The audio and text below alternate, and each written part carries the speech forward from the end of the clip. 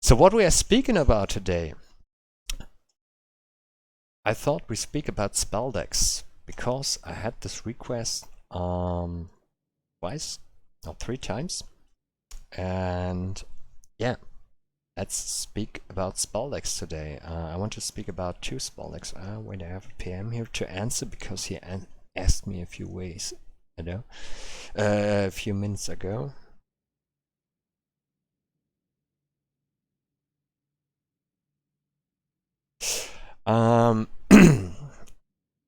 Spell deck.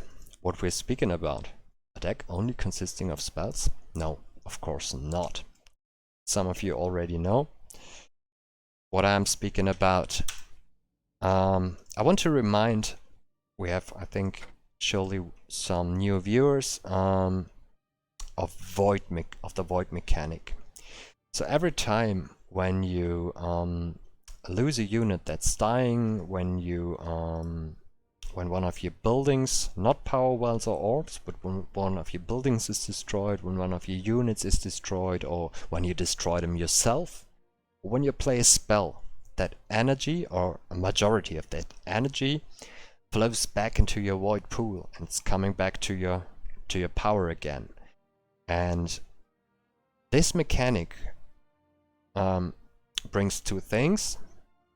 First is you want to control this void flow, to improve your game, and this makes spells very, very strong in Battleforge. The meta of Battleforge is using a lot of spells, and there are some decks that make heavy use of spells. The 3 most important. There are many others, but the 3 most important that come to my mind are the Abomination decks, the Bloodhorn decks, and the buff Batarial decks. I do not want to speak about buff Batarials for now, though it's a topic I have in mind I want to bring in a future stream, because we need to talk about Batarials, of course. Yeah, Thunder Wagons and spells, yeah, sure. There are many decks. The core of a spell deck is that you have a unit giving ground presence for your spells, and of course a Thunder Wagon is a great thing for that. But it's a very squishy deck. It needs a little bit more of knowledge. I personally think it needs a little bit more knowledge than the 2 strongest normal spell decks. And so let's speak about Abomination decks today and about Bloodhorn decks. They are a good start if you want to play a spell deck. Necro, yeah, you're losing some energy. Matter and Duchy already mentioned. But you should usually not think about that 10% you lose. There are very, very rare cases where speedrunners need to optimize their spells because it really sums up. It can sum up for a speedrunner who's on a very low void pool, on a very low energy pool, max energy pool. Max energy means for me and my friends the energy plus the void energy, what is in void, together. So that's what you have available if you play within Shrine of War, for example, after a few kills. And usually starting out playing a spell deck, you should not care about the lost energy.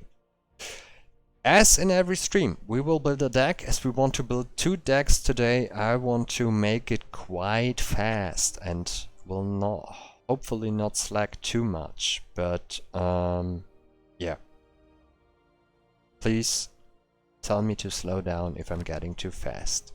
The first spell deck I want to build today is a Twilight deck, because I hear so often and read so often in the chat, Twilight sucks.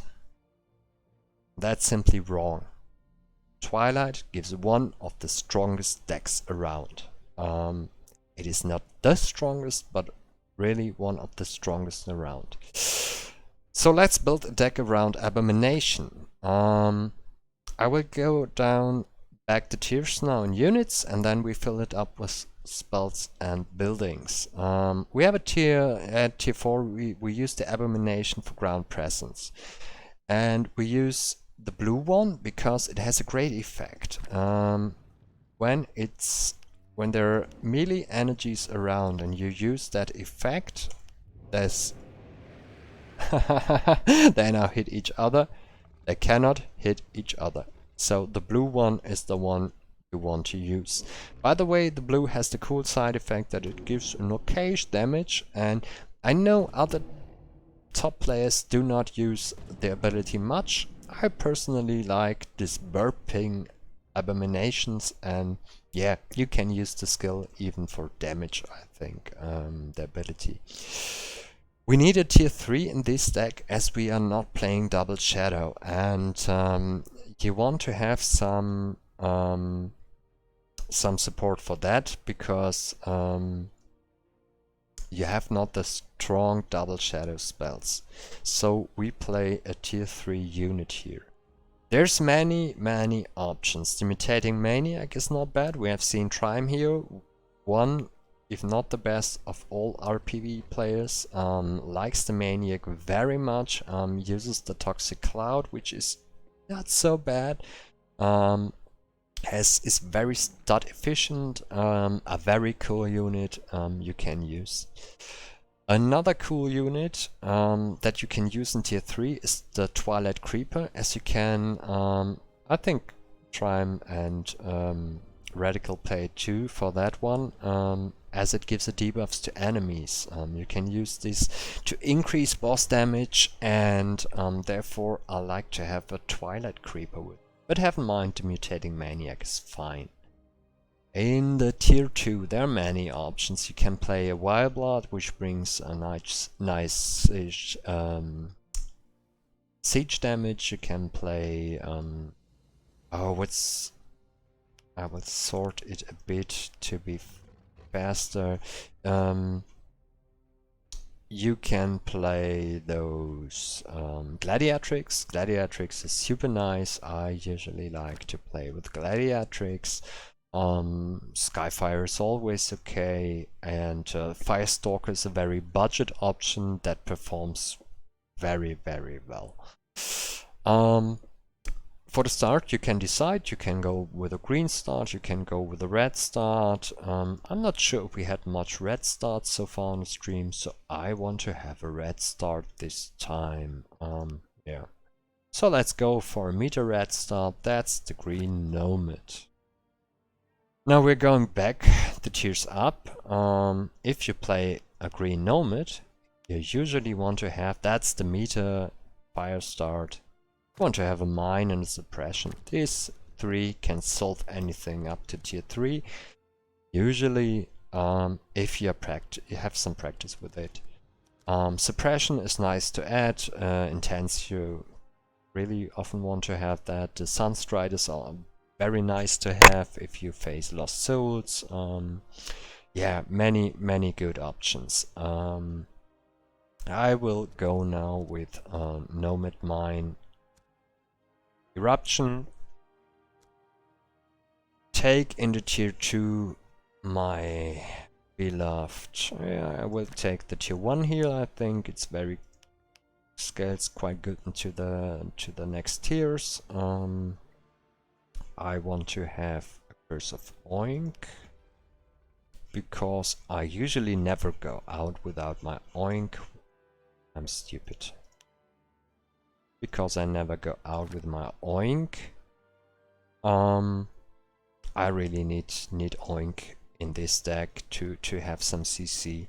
Creeping Paralysis is often not played by other very good players I've seen, so it seems to work without. I personally like to have this really.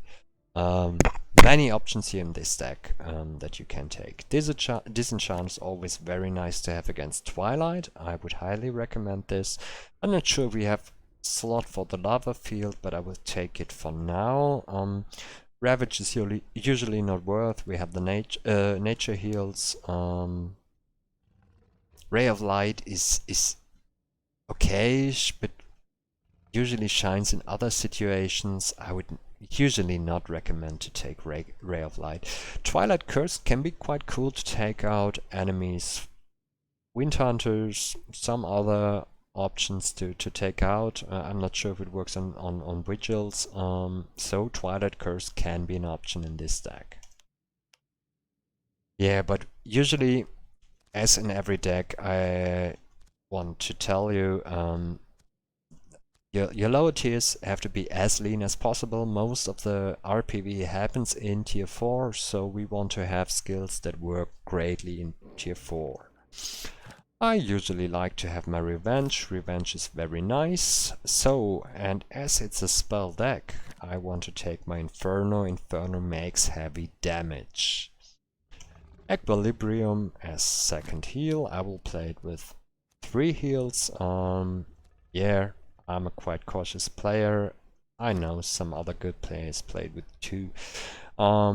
Trime is using Twilight Warfare, which is very nice if you can handle it. I cannot really make it work in. The healing one is the great you want to have. Yeah, this one. The purple Twilight Warfare can be really nice. It has very low energy cost, can be played to heal your units further.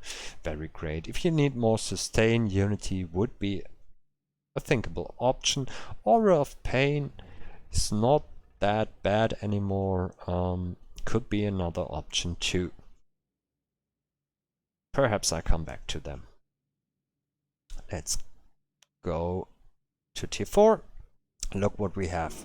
So let's mix in some more Twilight. We have only 2 cards from the Twilight for now. And we want to add one of the core cards, the Twilight Pestilence. It gives a small dot, but the great thing about Twilight Pestilence is that it gives a 50% damage reduction. And this is what makes your Abomination, what gives it great sustain. You want to do not miss out this one. One of the biggest damage spells we have in this game is Cluster Explosion Red. You can mix in, of course, the Cluster Explosion Purple. It gives a nice damage too. Not that bad. If you can handle it, the damage comes quite delayed. Yeah, the Fire Sphere is not that bad anymore. And Earthshaker is always a nice card to deal with the enemies, spawners. Yeah, Fire Sphere, nice. And it works out to the last card because one more is missing. What is missing? Yes, Meta already got it. It's the Shrine of War, of course, because it's a spell deck. And in a spell deck you always want to cycle through your energy. And it's red-green. We have 2 shrines here. The Shrine of Memory, which does not work so good for this, because it's quite weak in giving the void back. The Shrine of War is your way to go in this deck. As always in this part of the stream, if anybody wants to have this deck, this is your chance. You can just request it. You can adjust it to what I've mentioned. You can play around with it. And you can, of course, you will have to sort it in your way. Mine is very personal. If whatever you want, you can drag around. Metagross, if you have the feeling that you have enough healing, you can of course do this. But if you cut the Surge of Light, you have the problem that you're missing heals in the lower tiers. So I would probably the first spells that I would cut here are the Lava Field or the Creeping Paralysis. That would be for sure the first cards that I would cut here. If you want to use the Gladiatrix, Gladiatrix without the support of Oink and Surge are really hard to play. When I was first said that Gladiatrix is a great card for RPVE, I tried it without this support, without the knowledge how to use her, and I thought, oh my god, what a crap unit. Why is Gladiatrix any good? After playing a bit with it, after getting better, I said, okay, oh my god, she's one of the best tier 2 options that this game has. Yeah, but it needed some experience and some practice.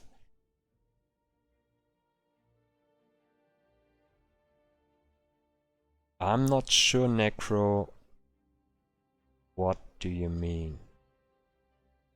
Ah, okay, yeah. There's a cap of 20 void that you can get at maximum per every 2 seconds. And Shrine of Memory does not go beyond this cap. So, if you play with Shrine of Memory in, for example, a Twilight deck or a Stonekin deck, and you reach a certain void level, you can just destroy your Shrine of Memories. Shrine of Memory is very good at a lower void level, as Siler just says, where it performs quite okay. Yeah, that's the problem about Shrine of Memory. So, nobody wants to have the Abomination deck, then let's come to the Bloodhorn deck. No, this is wrong. We will not build 2 Bloodhorn decks, because... oh, yeah, sure will. There are at least 2 general options to build a Bloodhorn deck. One is to make the deck a pure bandit deck with 2 red orbs and 2 shadow orbs to use the meter of 2 shadow, to have the resource boosters, to have the frenetics, to have the infect, and the heavy damage spells from fire. Another option is to use the double shadow meter, 1 red orb, because you need obviously 1 red orb for the Bloodhorn, and to mix in a green orb for the heal. So which one do we want to build? Do we want to make... oh no, we will not do it with Pluck. That could be another option. Of course, there are many decks that you can build. Double Fire, Double Shadow. We have 1 vote for... do not make fun of my German accent, please. Pluck? I'm not sure. We have 2 votes for Pluck. Yes, we have 2 votes for the double fire, so we will make a double fire Bloodhorn deck. If you want to read more thoughts about the double fire Bloodhorn deck, perhaps Dachi, can you give them the link of my guide that I made about this deck? I think many people liked it. I updated a bit after the birthday patch, so it's really a deck that I like very much. It's one of my most beloved decks. So, let's take a Bloodhorn. Question we read often, it's enough. It's enough, guys. So we have made enough fun of the Germans. Let's speak about Bloodhorns. There's often requested in the chat, which one is the better Bloodhorn? Yeah. I really do not want to say the purple, but the purple. You have a red orb already and you can play Disenchant. The red one is not wrong though. You can use the red one. The red one has a built-in disenchant you can use in advance, and it's really cool. It's a cool card. Red Bloodhorn is okayish. The purple has a damage buff, and yeah, those who know me is it's still broken meta, and those who know me know I'm a damage fan. So let's go with a damage Bloodhorn. We take the purple one. And again, we're going back through the tiers. We will not take a tier 3 unit this time because we have double shadow spells. And if we have double shadow spells, I do not think that we will need a tier 3 option in this one. So we need a tier 2 unit. And for the tier 2 unit, you heard it in the past streams, I recommended the Gladiatrix, but now comes in the Wind Hunter. The Wind Hunter is a little bit better since the last patch. It's more stat effective, and the Wind Hunter is a great option to the Gladiatrix. You can play Commandos. Commandos are cool. The Bandit Sniper, I'm not a fan of it. Really not. Depending on your tier 1, probably you can play a Viridia to support your tier 1 remainings. You can play a Shadow Phoenix, of course. Shadow Phoenix always great if you're starting with double Shadow, which is a good option for this deck. You can play a Harvester. It's okayish. So let's see what else we have. If you play double Shadow, you can also start with a Shadow Mage. Okayish. Dark Elf Assassins, always okay. The Gladiatrix. So just to mention them, there's not only one way to start. Stalker is always a good budget solution. So just to mention that.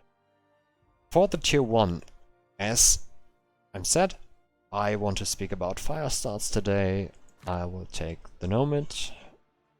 And I'm not good in shadow starts. If you want to play a shadow start, just to mention it, the meta is the Forsaken. Not the Nox, the Forsaken, the Motivate, and the Green Soul Splicer. That's all your Shadow Start needs. But we play today Fire Start, and we will take Eruption, Mine. I mentioned what spells are okay. So, and as I'm seeing that, Life Weaving is always cool to have with a Bloodhorn. Let's see if I have the space for this. We're going more for damage with this deck, but yeah, let's see where we end up. I will take it for now. Tier 2 spells. Yeah, this is not interesting to me. Wildfire not. Disenchant. We took the purple Bloodhorn, and I know I will need a Disenchant. Lava Field, always not that bad, but Bandit Minefield, sometimes better. Let's see where we end up. Another Warp. Yeah, Undead Army, because we play a deck without a Nature Splash. And if we play a deck without a Nature Splash, we need healing from any other source than the big Nature Splash shields. Ah, come on, let's take the Bandit Minefield this time. I'm usually a Lava Field player, but let's take some other options. If you play a Bloodhorn, you always want to have Nether Warp. There's a cool thing that I want to show you later. I'm not very good in the execution of this. I haven't learned it, I must say, quite recently. It's only a few months ago that I've seen this from a friend who is very good in playing Bloodhorns, and I will try to show you that later.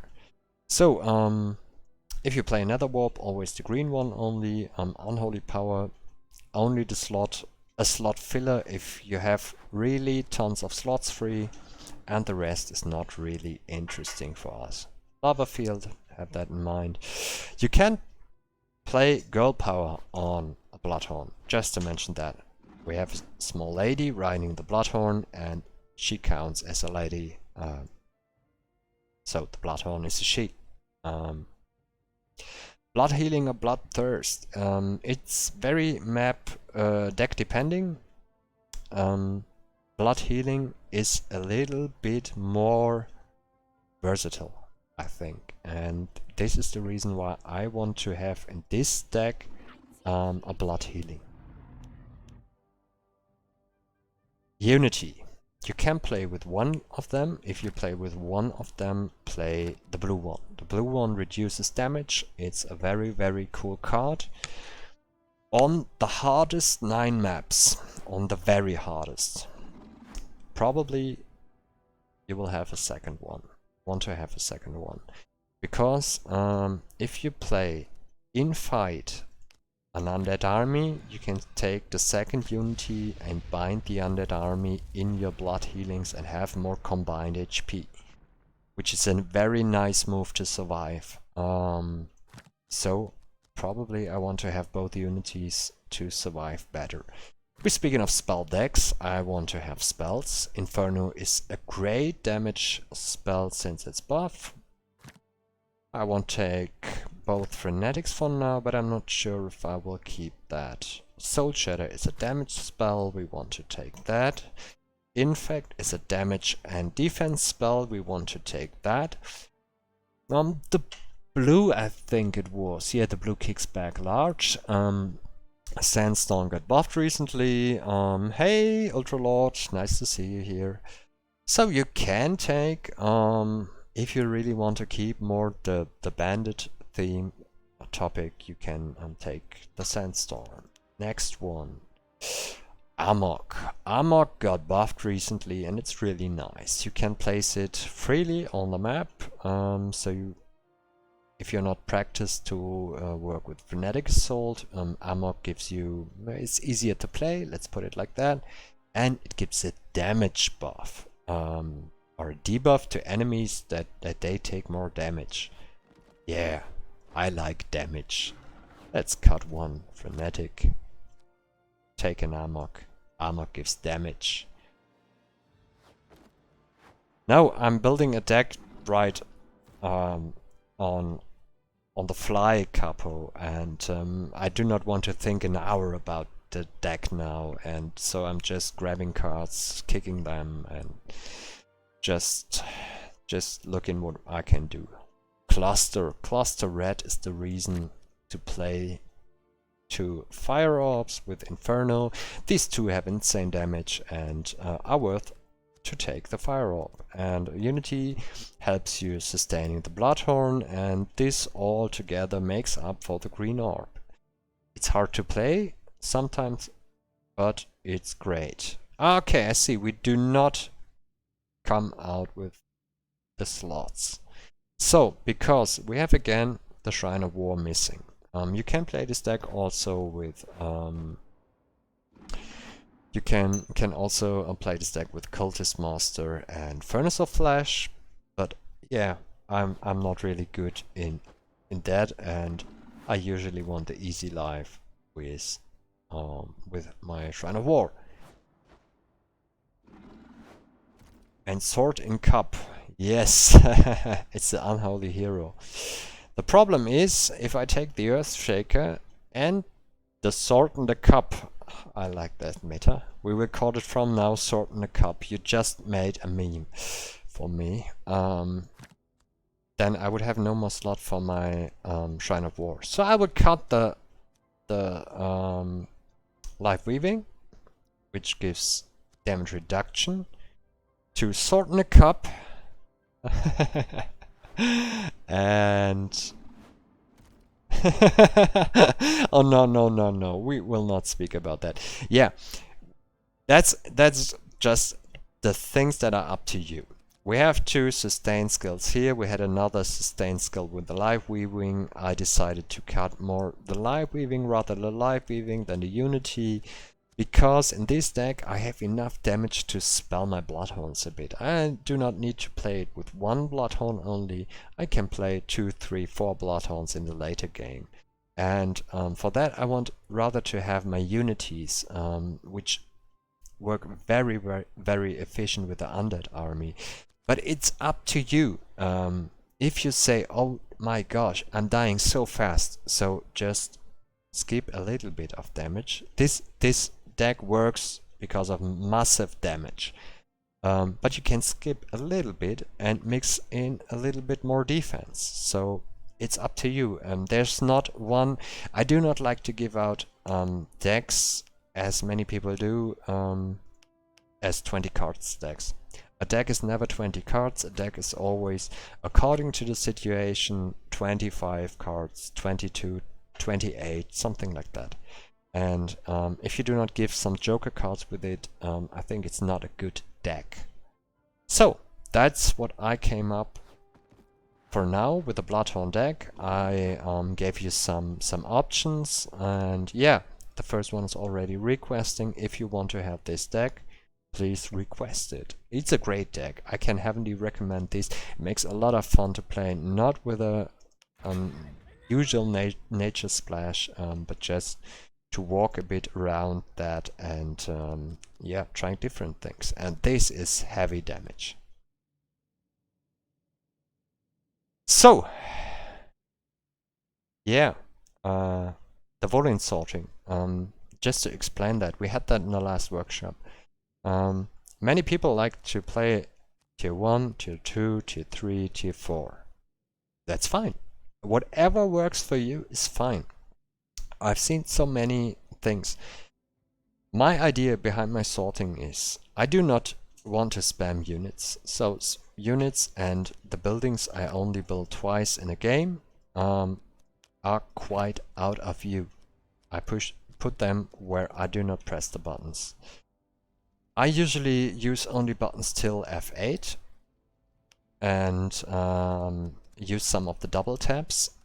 So I want to have the mine and eruption, at least the eruption on a key that I can double tap.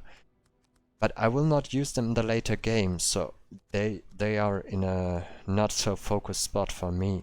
Some of the important spells are focus, and sustain is always in the front, which I can use very fast with my hotkeys. That's the reason of the sorting. So it's a bit logical. I need this very often in the fight. I need this very often in the fight. This here is in the focus. All these I can see very good in a match. This I can grab very fast, and yeah, this is a little bit what I only need occasionally in a game. So that's my strategy. But we had this yesterday or a few days ago. Whatever works for you, and do not let people tell you your sorting is shit. If it works for you, it's good. Oh, this has been a long session till now, and we haven't played any game yet. I would like to ask you for a short break and then have some games. By the way, is Irolum here? I promised him a short 10 carry if he hits up today. Iro, are you here? My beloved Discord troll. My most beloved Discord troll. Let's see. Oh, sad panda. Yes!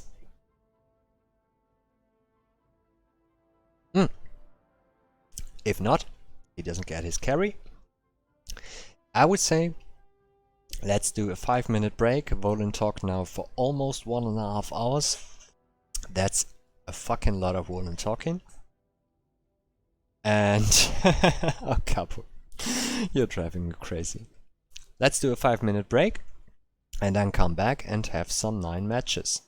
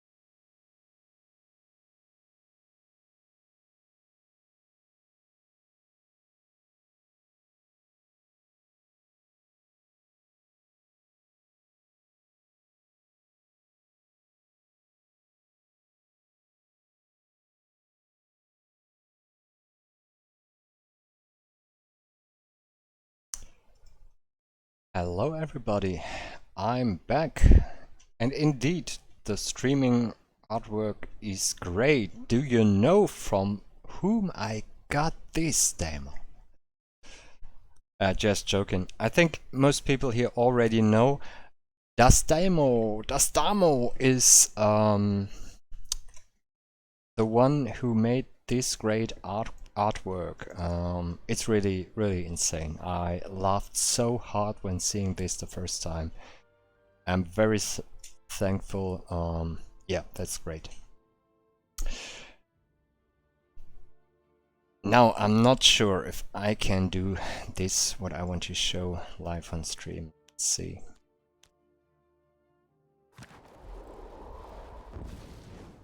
The one thing that you can try to do when using a Bloodhorn is you often want to use the Stampede to kill buildings, and using this will heal you a lot.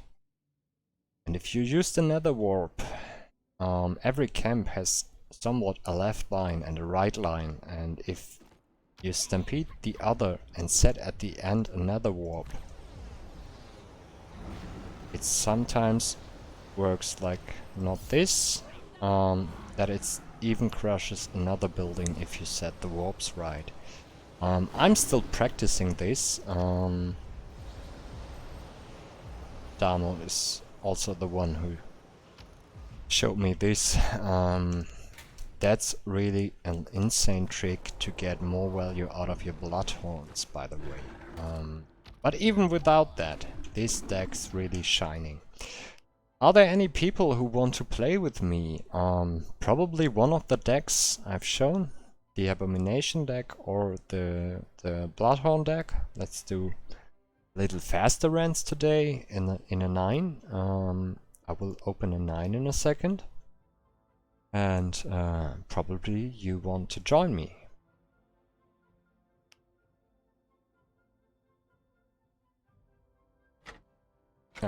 Let's keep the picture. Hey Meta, nice to see you. Sword and Cup. Yeah. Better than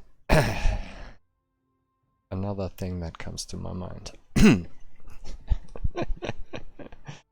Hey Drettel, nice to see you here.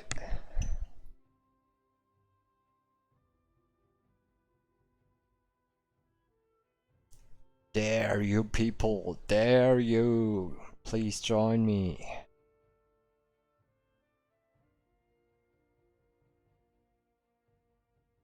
Mistakes.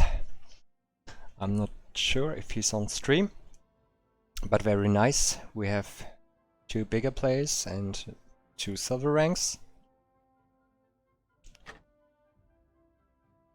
Let's see how this deck performs. Yeah, Ultra, do not have too much hope into me, because the last 2 streams have shown I feel completely playing live on stream. I want to show me from my best side. Of course I want to do, and I'm not used to multitasking, reading a chat, playing, this feeling of being observed by over 20 people. So yeah, really do not expect too much of me. The last 2 streams I failed badly sometimes. I always, not always, I occasionally had to remind the people to watch on the ladder that they can see I can do better.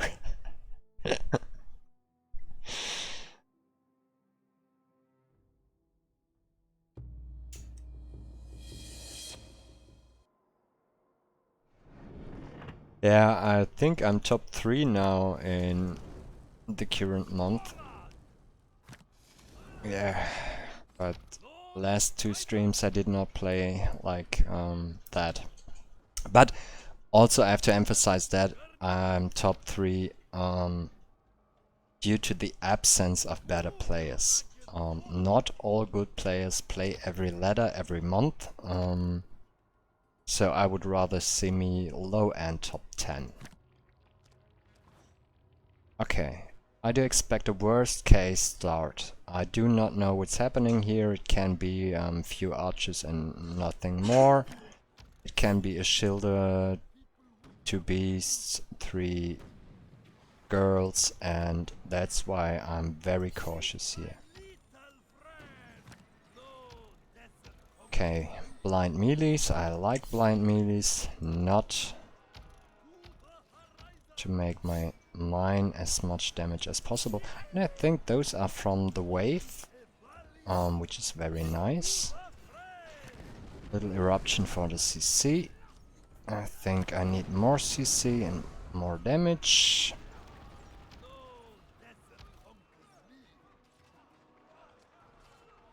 Guys, please stay.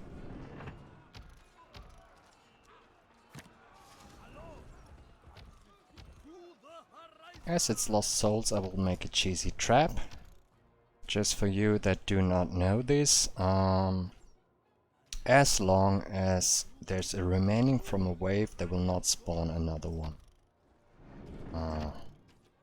It's stunning crappy. And so I will keep this wave alive. There will be no respawn, and I will not get a respawn from there, and I will not take the attention from the tier 3. Oh damn. Still 13 life. If you didn't know, running over them costs them some HP. Must be down to under 10. Yeah, I'm coming in a second, Mr. X. Don't be hasty, because it is lost souls and we can have vigils there. Oh, we have not. Yeah, finally. Your forces are under attack. Let's take the gold for the beginners. And let's see what we can do there. This will be probably a wipe, as it's lost souls. Yeah, that's great team play. I lay a mine, he attracts. I'm not blaming him.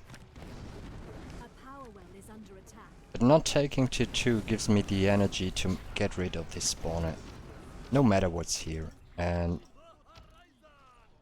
losing my 3 nomads is not as hard as it may seem to some people, because see what he had here. He bind twice the energy and he lost his army too. So I only lost half of the energy, and that's okay. We have void energy, we get it back. And I will lose them for another time, I think. Come back. Yeah, get rid of the shielders. Use your nomad ability to get rid of flyers. The spawner is gone, so everything we kill now will stay dead. And that's what I wanted. Losing units is not that good, but it isn't that bad either. You want to protect these wells by any means. You want to protect the wells. If you lose the wells, you lose 100 energy. This is a catastrophe if you lose. Oh damn! I need to get rid of her. Yeah, the mine is working. I can see in the dark. And now I protect my fucking logs. Sorry for that. This does not look very clear.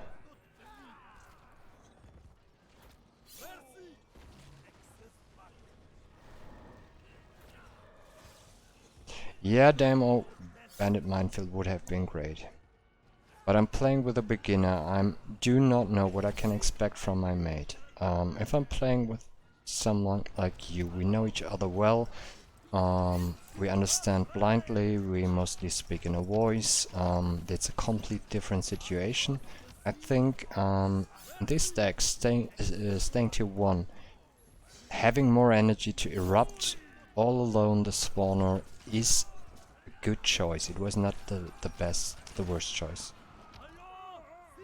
I'm convinced this was not so bad as it may have looked for some. Oh, these fucking shields. I want to play Minefield just for the lols. This card is so great. It's one of the new cards from the SR team. It's really a great card. It's not only for PvP, it's also very nice in PvE. Usually do not do what this guy did. Usually you want to take your wells before your orbs, and there are really very rare cases where you go beyond this rule and take your orbs first. Of course, if you do not want to grab your wells at all, it's fine. What he does now is very dangerous. We had flyers here, we had some brains here, so I do expect there could be vigils here, and yeah. Oh damn, I forgot the boosters. Why did nobody tell me? Yeah, I need to get rid of one spell and put in boosters here. That's if you build a deck on the fly. So helping him with a CC. Please recognize it. You do not. It's very bad. But I do not blame him. He simply may not know that. All good. Playing Infect. Giving a damage spell. And this camp is done. A defense over there. I like it that I always have Lost Souls matchups here in the stream. Yeah, I have no boosters. Do I grab the wells? I think I do not grab the wells. Usually, if you play these with boosters, you do not want to take these wells. No, do not erupt. I think it was Metagross. There's an orb incoming and the orb can handle that. Repeat me from the last streams. Your wells and orbs can tank. Let them tank. It's okay. They can take a lot of damage. So we got a Shrine of War. I want to get rid of my tier 1.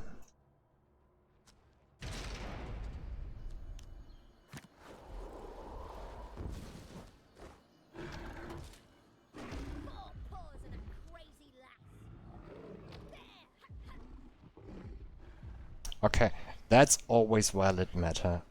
Sorry then, because getting some kills with a damage spell when Shrine of War kicks in, it's always great. That's the pro player's attitude. Amok will get a nice job here, kicking out the spawner, getting some crawlers. Oh. Yeah, he's in the Unity, it's alive.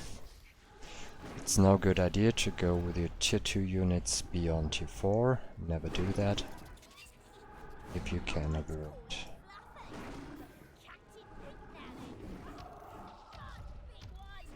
Just opening the gold chest on the run.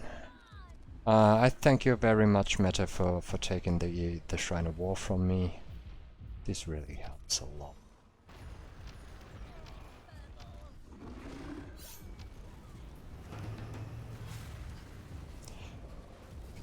Usually would like to do them with the Soul Shatter, but I'm not sure if on players like Dreadful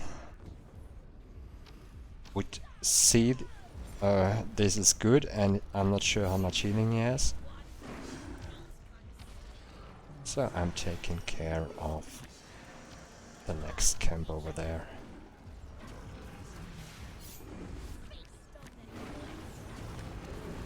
And use your spells. There's a Shrine of War running, so use your spells all the time.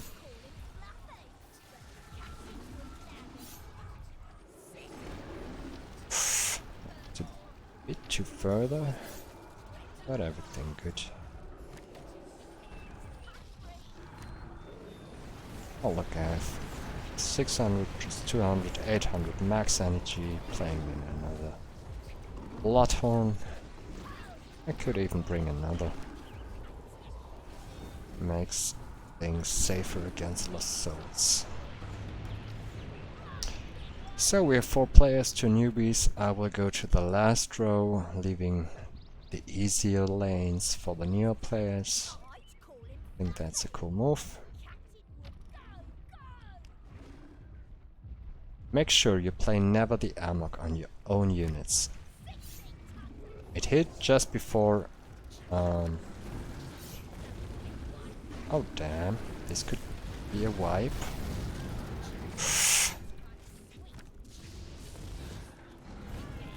Damn, this was a wipe. Because I was not fast enough. Hey, you see, ultra cool. Do not rely on the bowling. Oh, it will get wrong. Should have played here faster. I was not on point with my damage spells. And I'm not even sure why the Amok did not work on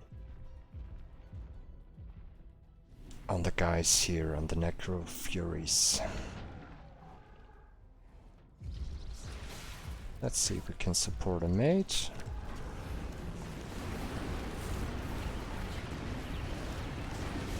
Yeah, Metagross is playing this very, very much better than me.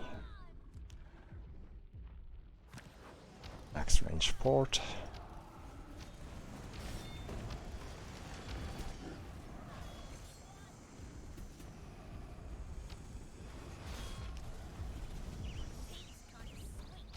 Go the right route, Gretel.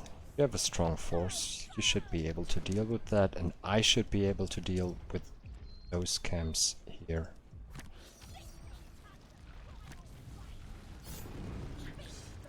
Yeah, now this time the Amok works.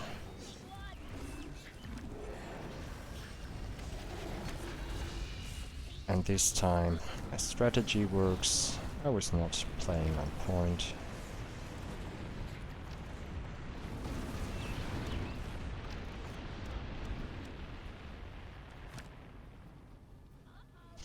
Having only one Bloodhorn doesn't make me feel comfortable. Your forces are under attack. And I'm sweating a little bit now. Getting my heal. Some kills, I think. Oh no. Ah damn. I'm not on point enough. In Germany we say the Vorführ effect. I'm not sure if there's an English word for that. If you want to show something and horribly fails because you want to show it. Oh my gosh, and now I'm really sweating. Yeah, I would support you, Meta.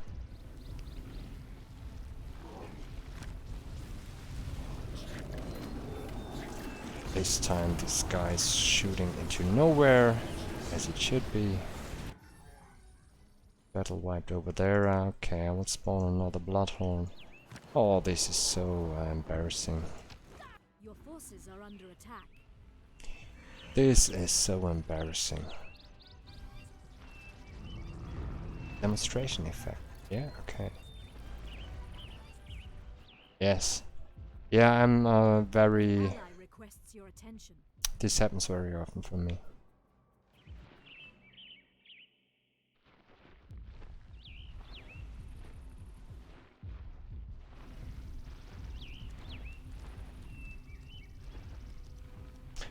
There's many ways to utilize the undead army. In this case, I just want to block the spawn that comes from the right.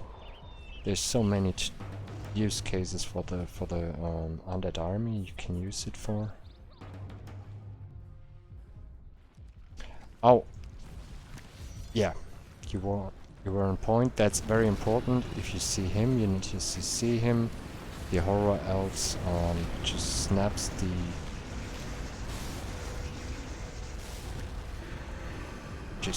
an exile away, and Metagross plays this out perfect. It's very cool.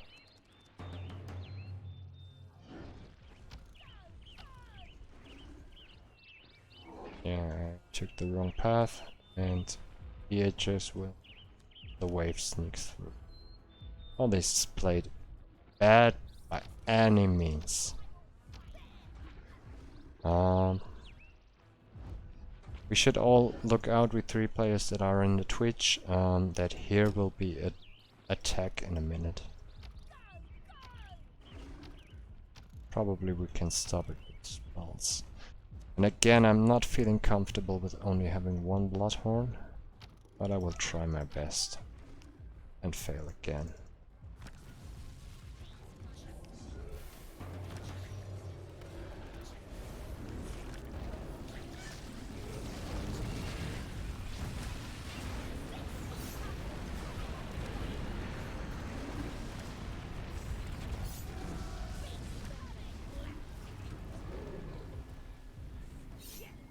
Oh, damn. We all missed it.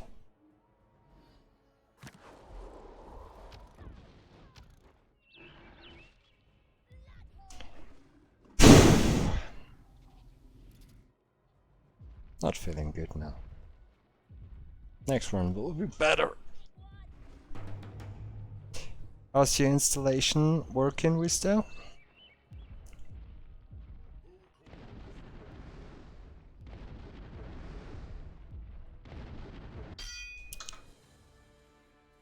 Always told that we have somebody coming back after all the years. Just today. You can't be more of a beginner. You choose a good time, Wistu. Okay, let's just hop into the next game. That was a bad one. Let's do another.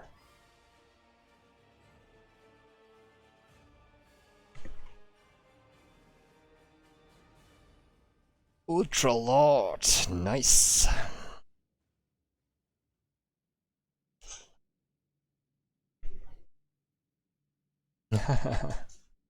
Ja, du hast ja damals nicht gespielt. Du hast damals ja nicht gespielt. Das stimmt in der Tat. So what I want to cut now. Probably I really need to cut a Unity. Just want to have a look at my normal deck. That would be cheating. Yeah, I need to cut a Unity.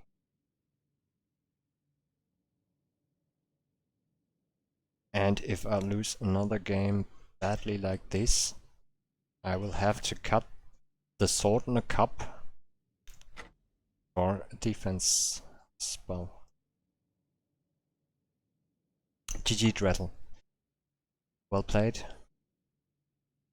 If 4 Warlands were playing there with this deck, it would not have worked.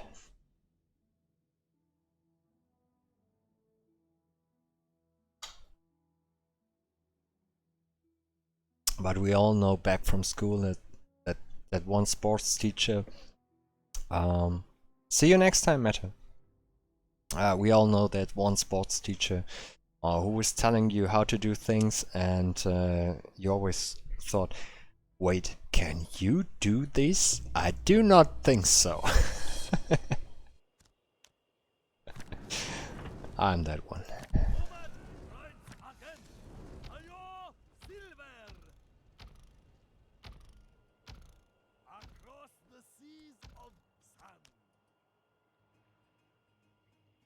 Oh, damn.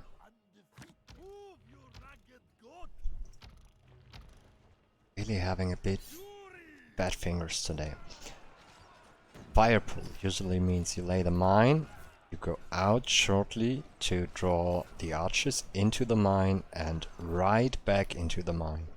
This was quite a okayish fire kill, and that's what you want to do. Just for the CC effect, because my nomads are quite low.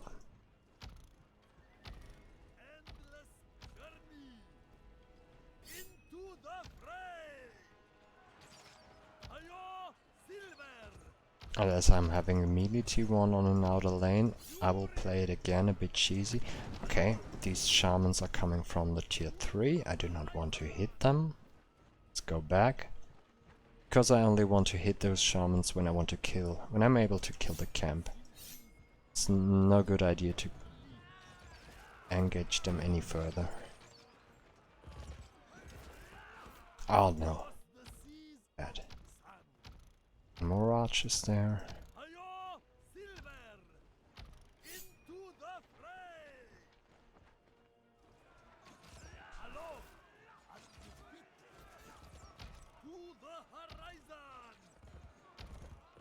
Let's grab some wells. I think this camp is quite close.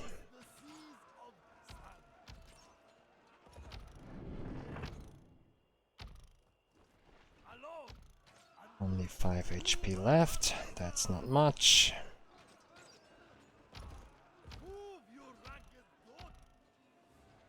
Okay, before I take this well, I want to see now how close they are. Now it works.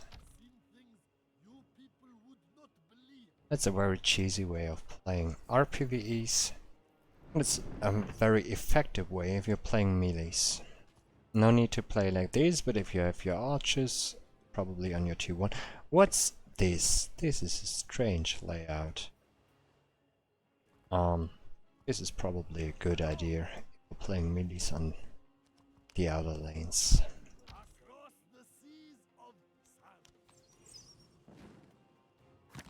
This is a very unusual layout. His way is going to the tier 4, mine to the tier 3. You have this in one out of a few hundred matches.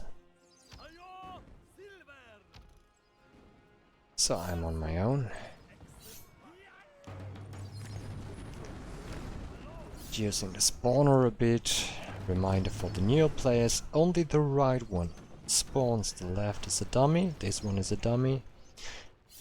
So, as it's a dummy, it's probably my last target here, because it does not hurt me. Eruption Morphle CC. Perhaps I can help my might. I cannot. And he's attacking the left one, which has no effect. The right is the spawner. Give him a hint. And I will tell him via chat. Spawns. Left is a dummy. So don't gel at your mates, it's not worth it. Yeah, I will take all 4 here, he can take all 4 here. Don't gel at your mates, they probably do not know. Many do not know this. Just tell them and share your knowledge. How do I know that? I have no better explanation than it is like this. It's a good question, I've heard it often, and I would like to have a better explanation than to say, I know it's always the right one.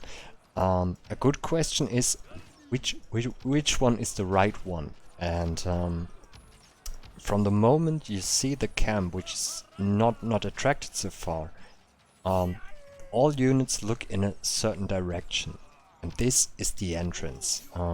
Another good indicator is I tell him to take all 4.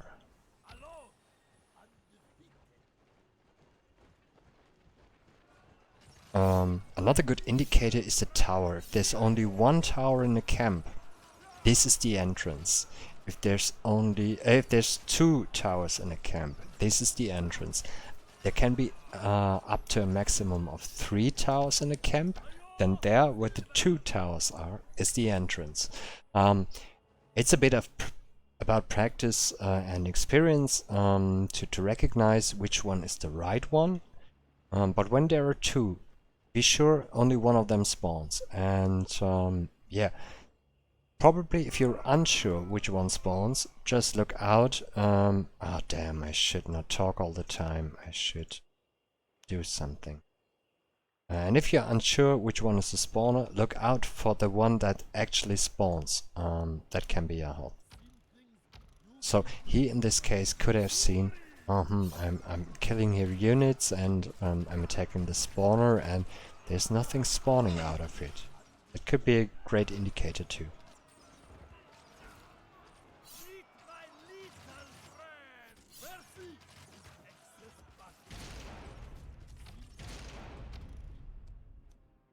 Okay, taken way too much wells for this deck. Do we have any Shrine of War? Oh, good, Mr. Ultralord, I praise you. And as we have double shadow spells, we can go further.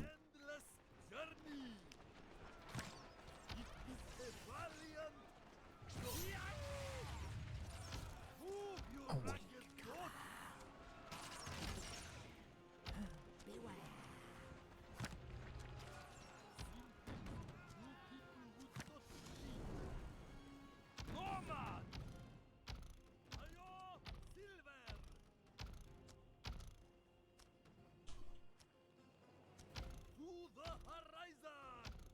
Yeah, as long as the Shrine of War is not up, it's hard to get your spells in place. And beware with this Amok. Amok is a great tool if you hit your own units or your mate's units. It enables friendly fire. So this is a strong tool that comes with a lot of responsibility. We got the Shrine of War, which is very nice. We can get rid of all nomads.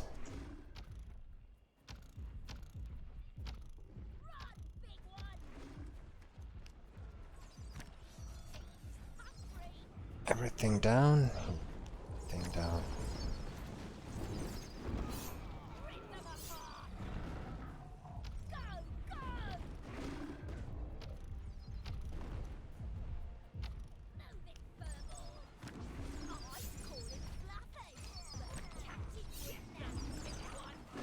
Stampede on cooldown. Yeah, come. Do not be too afraid to hit your own unit with a Soul Shatter, because you can simply heal it. Even more if you play a Green Splash Bloodhorn, do not afraid to hit your own units. You have strong heals, you can compensate that easily. Sometimes if a mate throws a Soul Shatter on your head, it's not angry or grief play at all. He just wants to help you, in fact, and don't take this too serious. Soul Shatter can't harm Bloodhorn.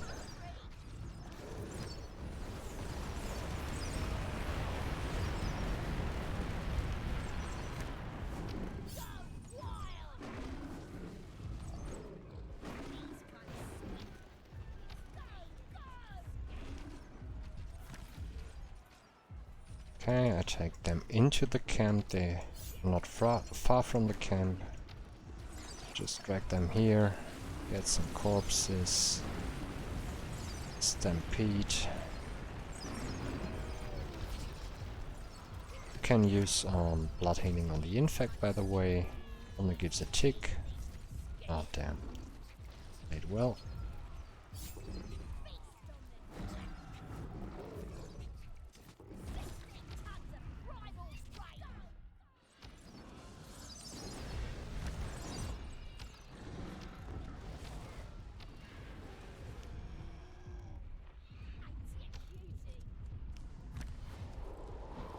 Drowning in energy.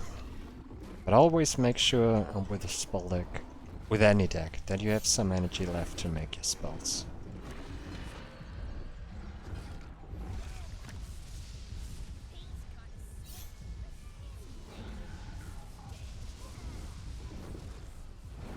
I think this Abomination deck is nice. It's good.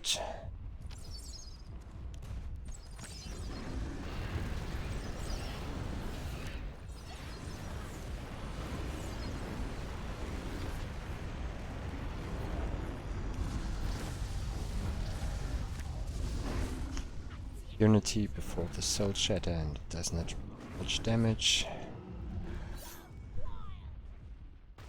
Do they need any help? No, looks fine.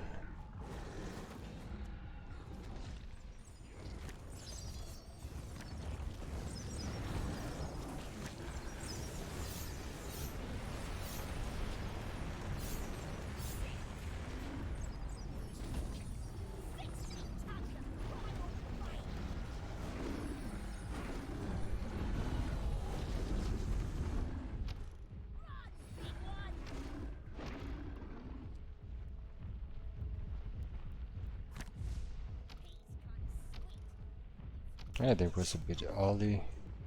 Always say my wife not to use it too early, just in the engage is better. I just want to show you how not to do that.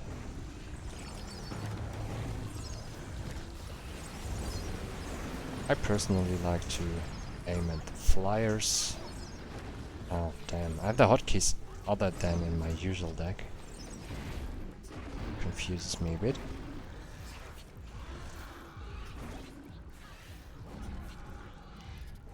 Could use even more spells.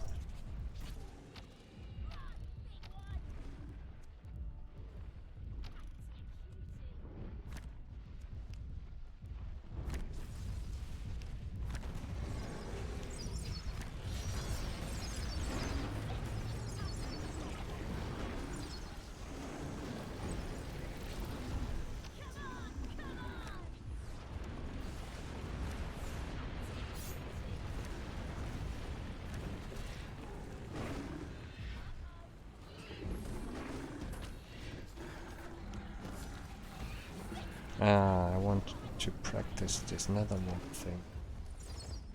I should really try that.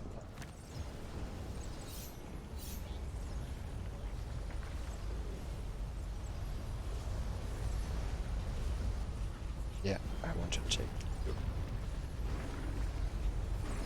work. I'm not good with this.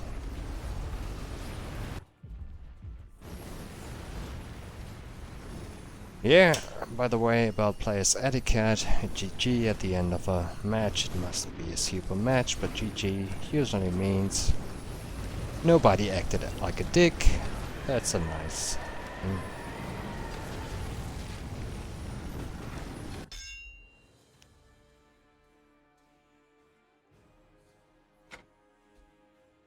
I even more like it if a group stays together for some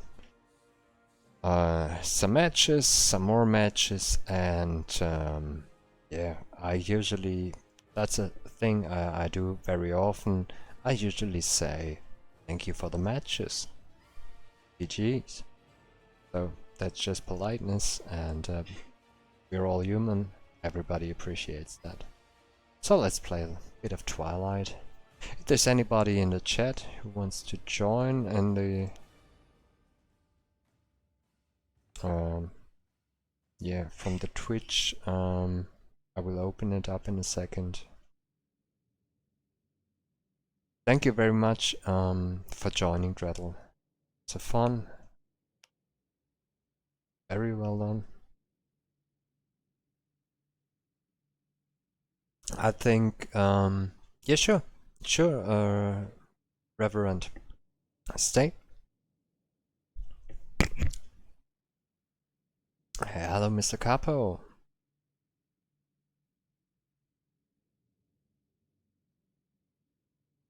I think I will do one more match.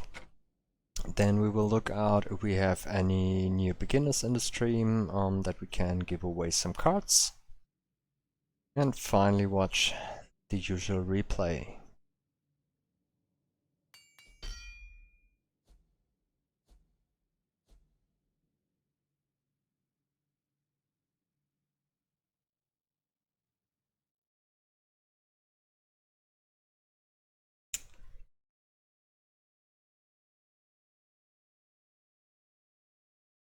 Now, I've brought to you 3 replays, which you can choose a one. We just usually end the stream with a review of a replay.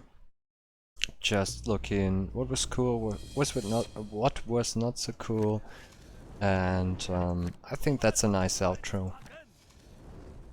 Or alone this talking 2.5 hours to you at the beginning of the stream, this is quite stressful, and it's challenging for me. Watching at the chat, playing, and that's also cool. It can be any kind of game that has something interesting. A failed game, a very good game, or something in between. Everything can be interesting. I've brought to you 3 10 replays today, which are okay. I should have watched out better. This is almost a worst case start, and I hope by dragging out I get the dances into the mine. No, I did not. Getting rid of her. Yeah, if you are interested in that one, I think it could be a cool replay. We can watch that one for sure. I have 3 replays. One is more casual play 10 with some unusual decks for 10. It's some off-meter decks more, which I think is very interesting. I haven't seen it yet. It would be a bit it would be a bit of a Volin reacting to. I think I was just offered a very nice replay, and yes, demo, I would be very interested to show that. That would be very cool. The other 2 replays I have would be 2 replays of mine. It would be the current map of the month solo, which is a fire map. It is an insane brutal map, which drove me to insanity. It almost broke me, this map. I needed 2 hours to get T2. Getting tier 3. Tier 2 was achieved after half an hour or such. Really an insane map. If we want to have a look at that, we can do that. Perhaps we can even watch our 2 replays. I'm really a bit tired, and replays watching would be nice. Okay, can I pull that or can I not? I'm not sure. Yeah, I'm really getting tired. I played very risky now. Yeah, and it was a fault and I will regret it. I will lose both wells.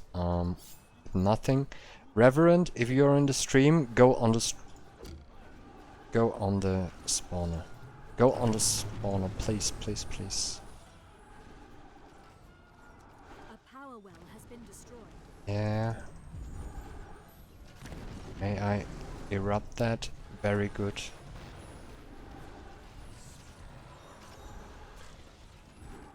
The worst is done. Yeah.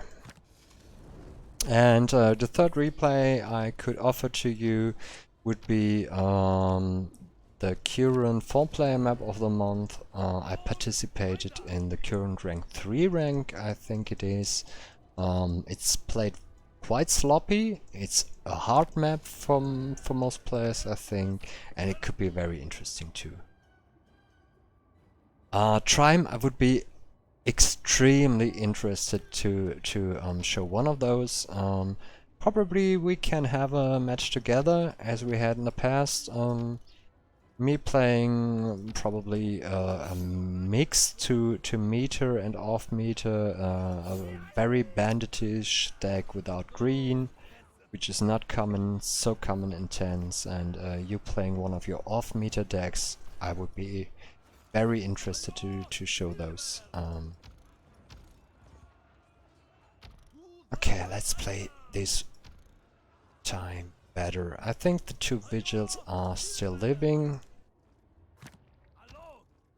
I told so in the last match. You do not want to lose wells at any cost. So we're zerging them down now.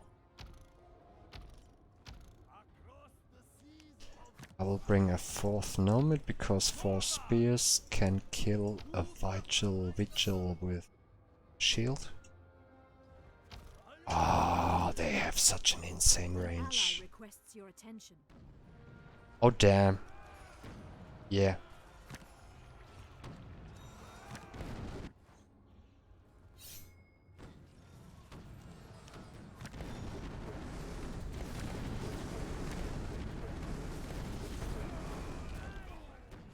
I think this was good.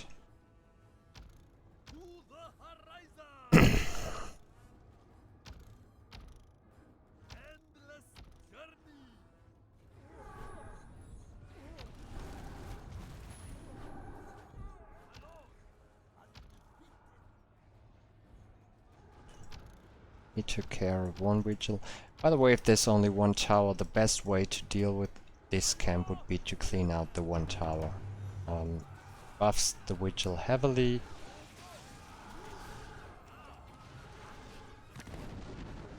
Oh no. I will not get her down.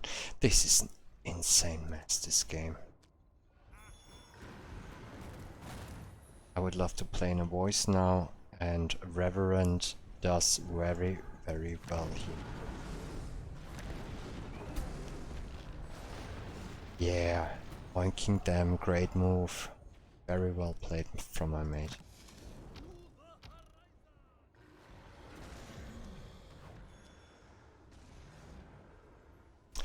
Demo, that would be also an awesome replay. Would be great too. That Pure Frost session I would be very interested in. Oh, Reverend really carried this one. Yeah, I think we will go to giveaway and replays after this one, because I see reading 2 chats playing after getting exhausted by talking and talking and talking. Yeah, this really fills my head.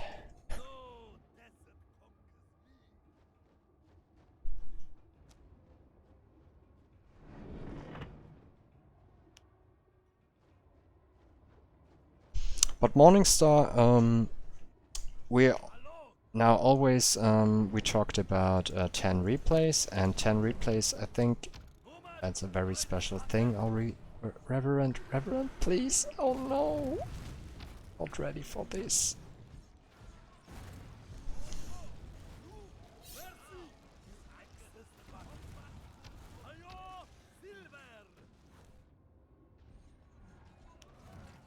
Yeah, all good, happens. You carried this side so far, everybody makes a mistake. But you see why it was not good.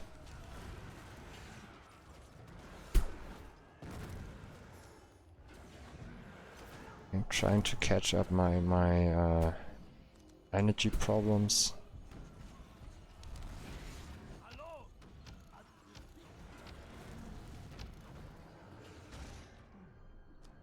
Damn. Yeah, you see how brain dead I am. I played a Shadow Orb. Yeah. I'm done for now.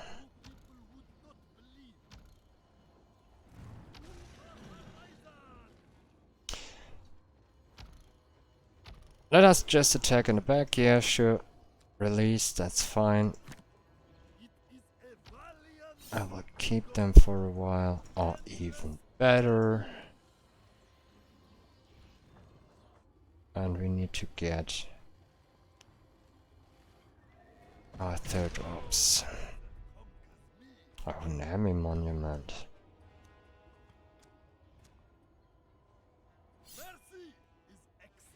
Risky to play that in a 4-player.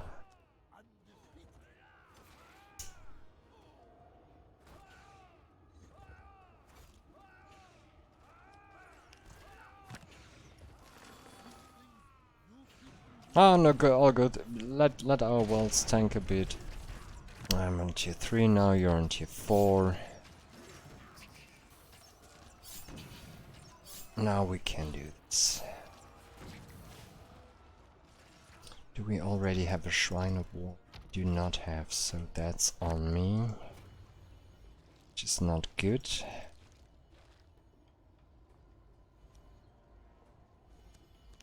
An ally requests your attention. Reverend minus tier 3. Let me build the Shrine of War. Deconstruct yours. I will do my very best. I'm only playing shitty in the streams, but usually I can play this game. I'm quite sure. Cannot only talk.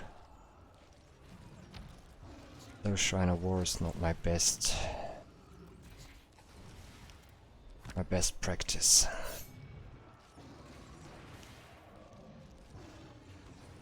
Okay, I will let them go for the spawner.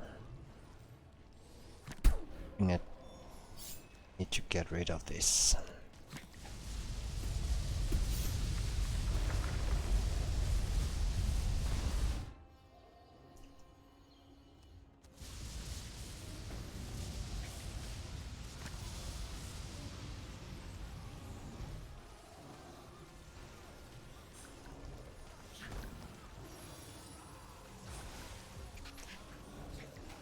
Let's run.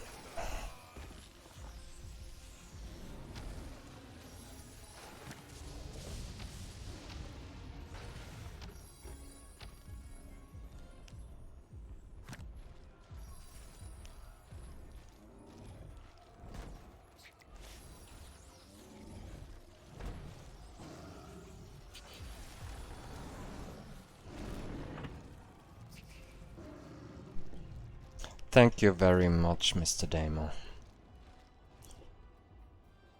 Yeah, what we do not have to forget, this was quite a tough start. This was a good example here, what you see often what goes wrong, and I did not do it better, but at least I think I could give some of you a glimpse how to approach that, what you can do wrong and right there, and I think that's worth a bit at least. Because these are maps, if I play them in a random group where not 4 or 2, 3 of the usual suspects,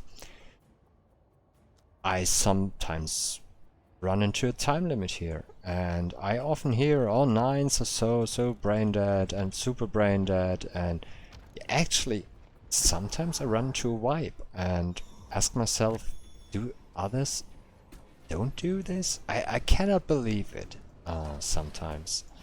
Yeah, of course, 9s can be super easy. There are even some 10s that can be super easy. But yeah, there can be harder maps like this one. And what do people do on a close tier 2, tier 3 or tier 3, tier 4 or tier 4 and post tier 4 situation?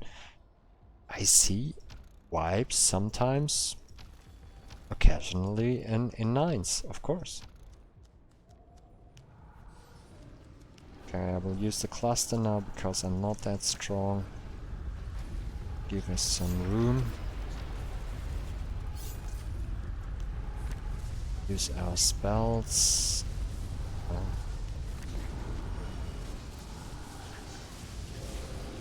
Just burping.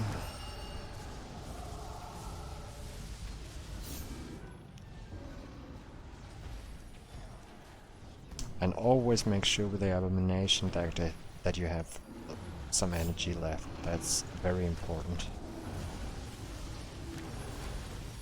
Just about to play another Abomination, but I think it's a good idea to play the second, third, or fourth, whenever you are able to let every of your use the skill and of all of your Abominations. That's usually quite a good rule of thumb. Then you should have enough energy.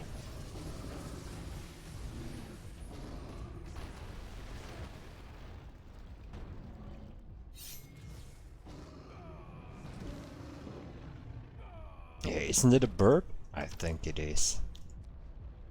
So I can use now 2. So I play. Oh, this is not a dead end. Good.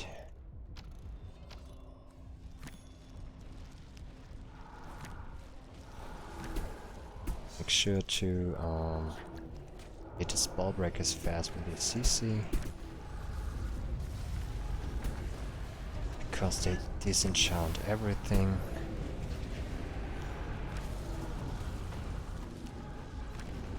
Oh no, she has the heal from a beast.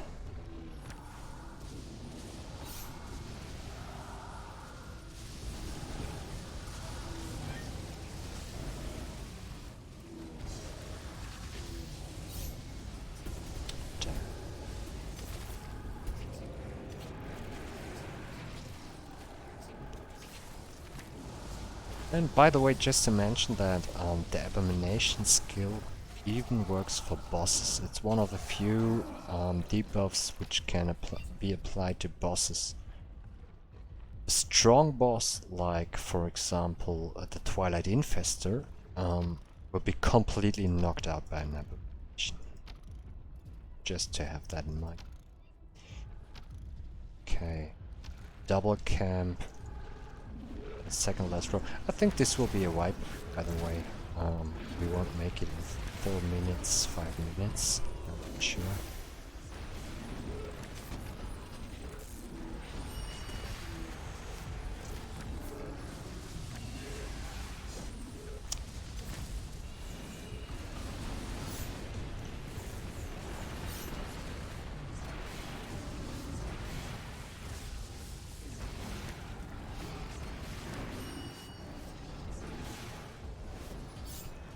Yeah, Capo, I will divide from you. We have to play risky now, otherwise we won't make it in time.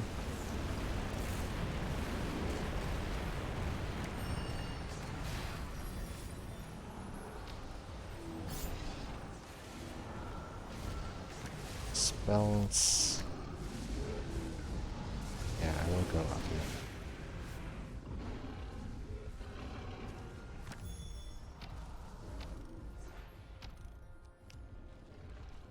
Your forces are under attack. Watch out for those guys.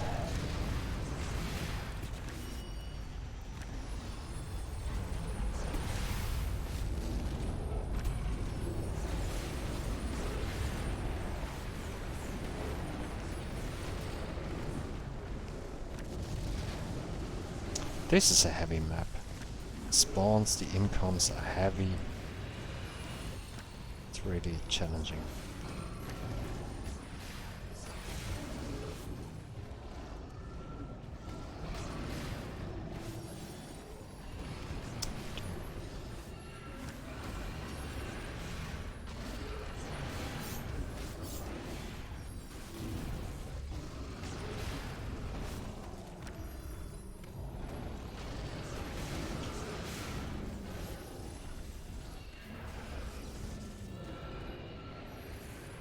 Saving some damage spells.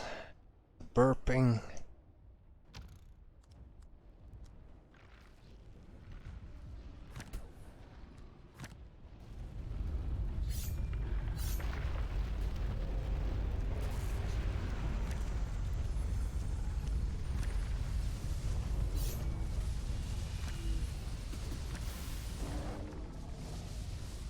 Yeah, that was a good clear. Make sure to support the guys down there a bit.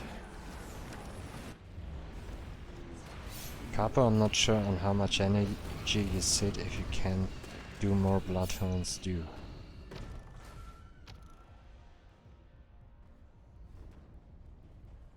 If you have not much more energy.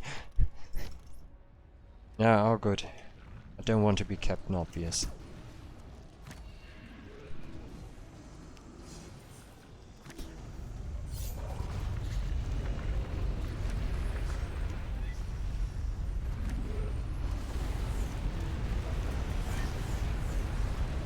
It's important to take out the Spellbreakers if possible, as soon as possible, because they disenchant all the sustain tools from both decks. outside the nature hills. Okay, 1 minute left, I go on. No risk, no win.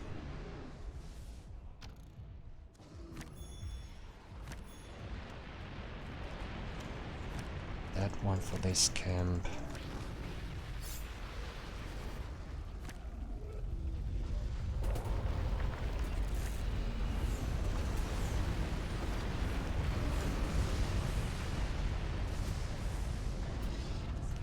And you see if the timings work properly. Abomination is a super fine deck, which can clean out a camp pretty fast. I'm running on because time is pressuring. Yeah, I think so. Ah, Capo died down there. That's it. Yeah. Yeah, Reverend. That's what I just wanted to say. Still GG. We did our best and did not come to a win. This was, by the way, is premiere. I'm not sure if it's an English word. For the first time we see a wipe in the random rush hour. Yeah, last camp with a Banestone too.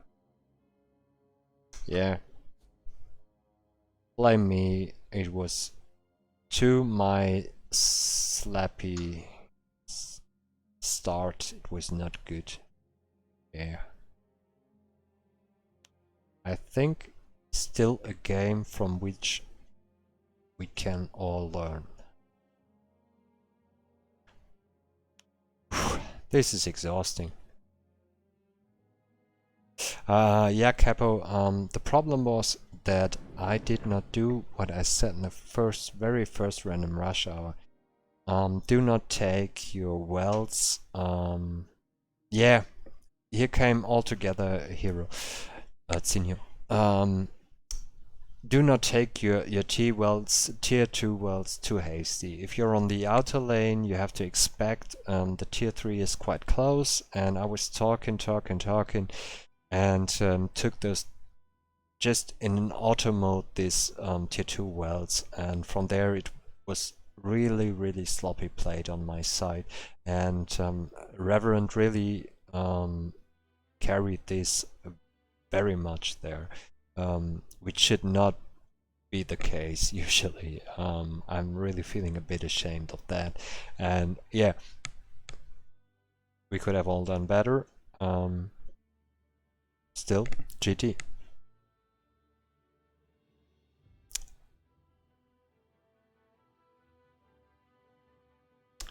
So, let's have a look at 1-2 replays.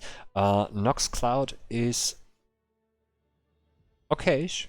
It's an okayish spell. It's not bad, and yeah, sure, you can run that. You have already one poison with your Twilight Pestilence. It stacks. It can do an okayish job. Sure, why not? So, quick poll. 7 games and I get the next level. Really? Tryma, you're still here. Where are you? I guess you're two to the you're two next to the second star of the shoe. Is that correct? Last time we hit it in the same hour. 70 games? No, that can't be. Oh no. I'm not sure, I would have to do the math, but this is not 70 games. It's 15,000, isn't it?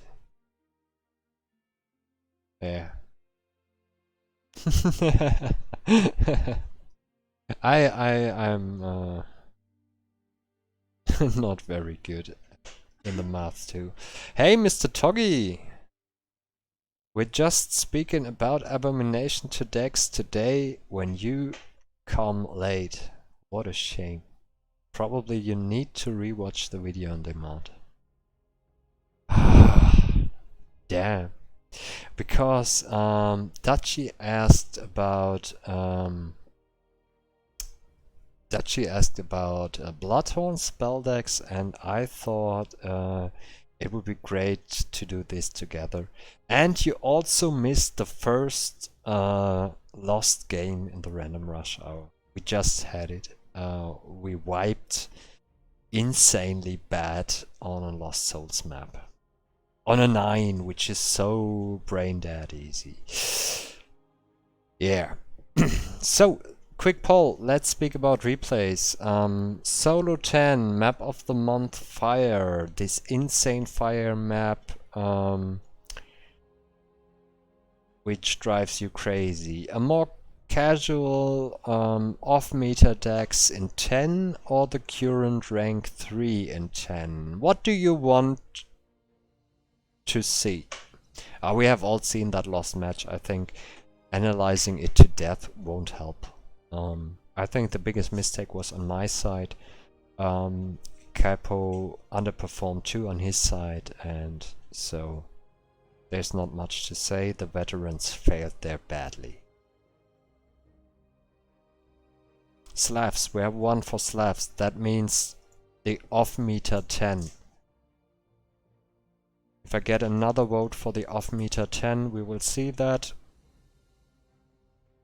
If I do not hear anything the next 10 seconds, we will see that too.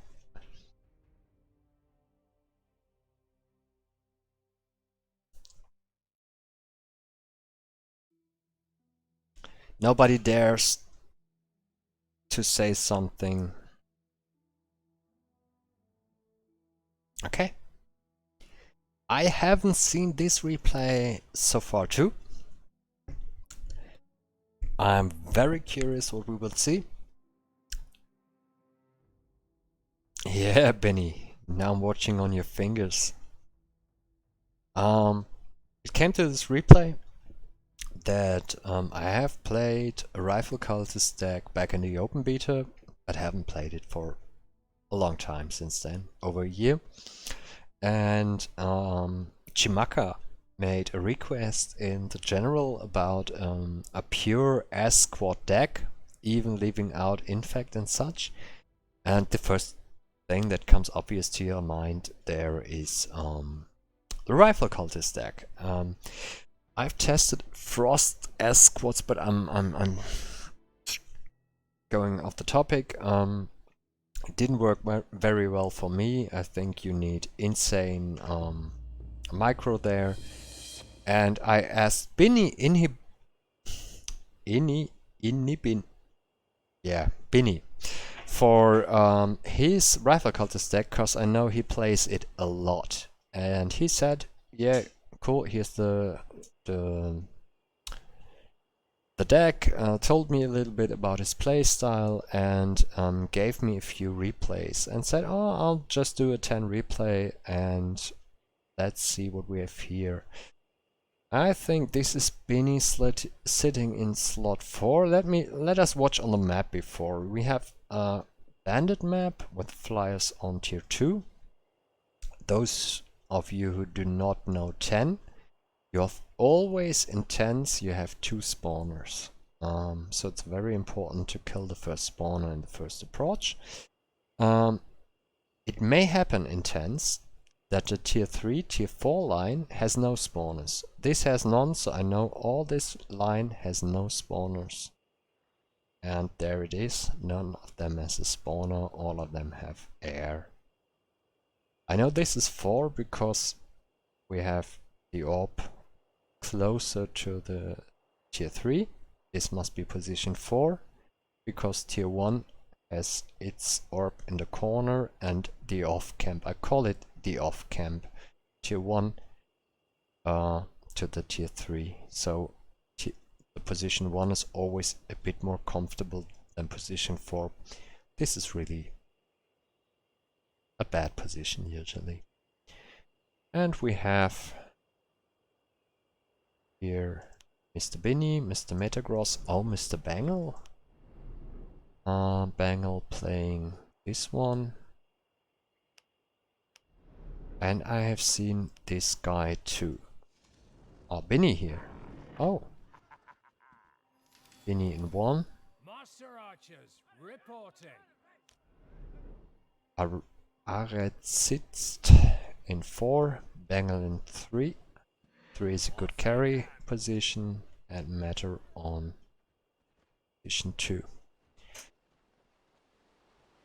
Unusual. Very unusual opener. Meter opener. Super meter opener. And very unusual opener for the player 4. Usually you want to have many fire players. Inhibitor. Yeah, you're sure. If you take into the syllables, it's getting more easy. But still Binny. Everybody know who's Binny is. This is the common start for Shadow player. You rarely see thugs. I hear from some people that they perform like nomads. I do not think so. I simply do not agree. Yeah, you can play with them, but it's not good. We see something very bad on the position 4. He pulled somewhere and did not kill the spawner on a heavy map. This is GG. You're gone on a heavy map. There's no mine saving your ass. I think this was Binny or Bengal. Should be Bengal. It saved his ass. This position, this player would have been driven out the map of Fighting for Eternity. Matter doing it like I would recommend. Hitting the spawner if you feel comfortable. Fight it out here or go back to your Soul Splicer or even go back to your tier 1. I could have been Binny that helped out down there because he's still gathering. Yeah, this player was helped a lot, and he's a bit lucky that he is no spawner, else this could have ended bad. Curious what happens here. I think Bengal supported too. Both red players are waiting. And just to stop it here for a second. Of course, it's great to see some different things than red in the 10. But this, what you see from Bengal and Binny here, is the reason why you play 10 as a beginner. As a beginner you play red in 10s. You should bring red. Because red is the team color. This is the color that really can help each other, that can work together. Yeah, many players find it hard to accept that red is the team player, but in this case it is. You can throw your eruptions on the spawner, you can deal insane damage with mines, and red is the team player here. Yeah, looks like a solid pull from Bengal. We missed that. I want to see this one. And I want to see this one. Yeah, he's fighting the mobs. The mobs will respawn insanely fast on tier on 10s. The first flyer already came back, and he's not winning much. I guess we will see some eruptions here, or we'll see a wipe here. Or both. Yeah. Red player helping, and that's a reason why I heavily recommend to play red if you start playing 10s. Because else it's a carry. Just to put it like that, it's a carry. It's not bad if you start something to get a carry, but you should at least recognize this. Yeah, Binny helped a lot here. You see his void is going up, his void is going up, while still on 4 thugs. Binny carried a lot here.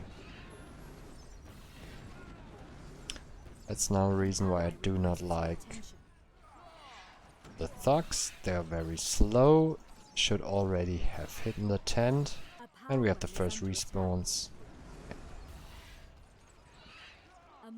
Also the thugs do nothing against the flyers. So you can play thugs in a 9, it's a nice nice option to play something else than nomads. I'm not sure if they're good for 10s. Hell Jesus, this is a situation you do not want to have. Crazy that they recovered from this because they have a unit close. You cannot repo the orb. This was a close call, really. Why? Ah, he has another orb. Okay, yeah. Haven't seen that. Oh my gosh. Mate. That's a hurt. 400 energy lost permanently. Almost no help here. I had such a game with Trime lately, where I did not have the tier 2. I even got spawns on the 4th position. I got spawns from tier 3, I got spawns from the... No, I think I killed the... this one, but I have not seen that I had the same situation that Meta has here, that it was quite close and I lost the orb twice and lost 2 wells. You can hardly recover from that. He can probably as a double shadow starter, but the fire players really carried this start.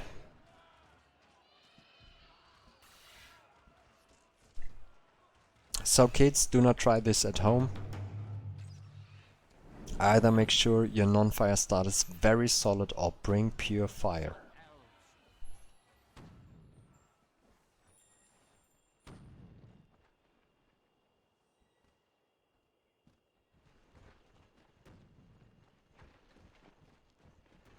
I'm curious what we will see here. Looks a bit like a Phoenix tier 2. Like just getting time and doing this camp with Phoenix to unbind them. Sure. Yeah, we have Farmer's Shrines from Banger. What do we have here? Classical Stonekin. Very tough call if you play against Stonekin. You do not much against tier 3. Can do this. I did my first stance too with the Stonekin, but it was bloody, I promise you. It was really bloody. Okay. He was just waiting for energy. Yeah, Sunstride is taking out the flyers. This looks way more solid than the first engage. Meta recovering. Ah, here was the Stunkin player, great help I think. Here the Stunkin player is too, by the way, great help. Nothing against Stunkin, his head has its strength of course. Yeah, Organs climb it. Danke, danke, danke. Echt.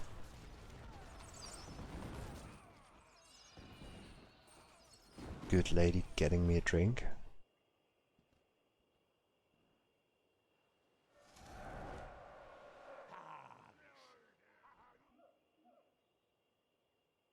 Yeah, I'm very curious what we see now. A very common meter combination from red into green would be getting Gladiatrix.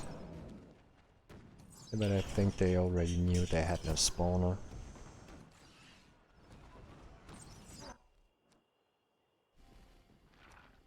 This was solid.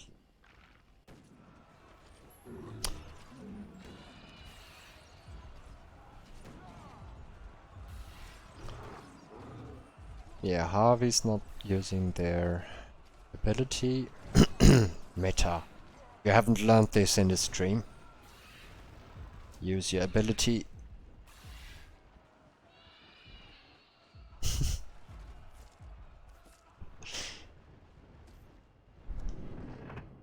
What do we have in the further map? Oh, this is a very easy one. Super easy camps in the second lane. Only 2 lanes.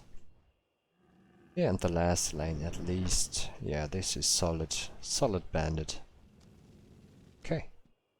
Nothing special until we hit the last lane, and as all have to come this road, I think this is easy now.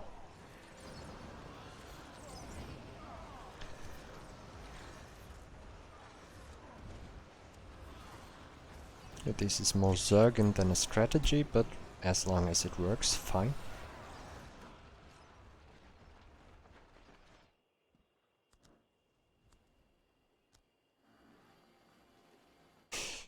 We have 10 minutes for a bandit with no spawners. That means you're quite late.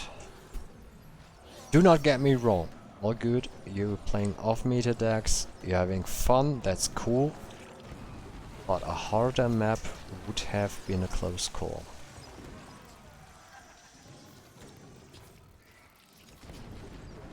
Oh yeah, we're seeing wheels and tents. Let me put it like this, you can do this. Well, we're just having the discussion about time and tent, and I'm playing some of them. And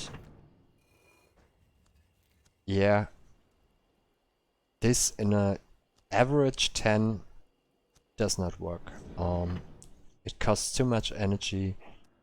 Let me look at the Stonekin player now. Where is he? He's at 300 max energy. He's not even tier 4, so he's at around 0 energy. Getting this back. 200. He has 1 unit now. We're in minute 11. Oh, so he has 10 minutes left. On a harder map, this does not work. Yeah, Binny, I hope you do not get me wrong. But I think you understand what I'm saying. It's all good. It's about fun. Playing at least your deck and Metagross deck is for fun of sure. There's another fun deck. Please, no offending Stonekin players, but Stonekin is intended a fun deck. This was a bit lucky in the end. I'm curious how Bengal will perform. He's doing many tens. Definitely an above average player. And I am wondering what we will see now. From him and from the others. Yeah, Stonekin player with 2 gem eyes on 100 energy. Going forth, and if here were 4 wind hunters, he alone had no chance. Having 2 units more, he probably had a chance. Okay, nice. What do we see from Metagross? Okay, cool. Classical 3 purple, 1 green death rays. Which does not work very well with Binny's deck, but Binny's deck doesn't work very good with anything. I've played it the last few days. I called this deck Collateral Damage. Very clearly played. You see the experience of Binny with this deck and playing with a mate. It's very clearly, I think.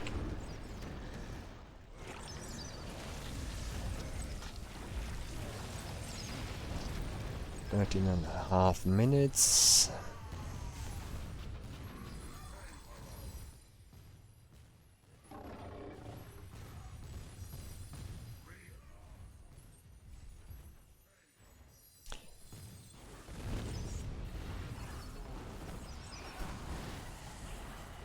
Yeah, from my experience with this deck, very solid played. With the Rifle Cultist deck, was a nice engage. He made the Wintertide, I think, a little bit too early, but yeah, takes the spawner out in time. Very solidly played. GG, Binny. That was cool. Cool to see. Should have watched this early. But you cannot gain experience from watching, you need to do it. Yeah, you see, the meta deck running ahead, the Stonkin running behind. That's what happens if you play wheels with Stonkin.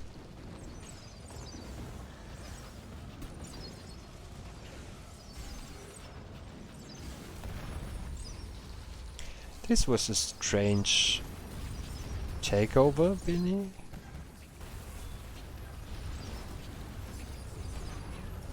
Yeah, he does perfectly. Works quite good together. It's cool to see. And the rifle cultist deck is really not what you see on daily basis in tens.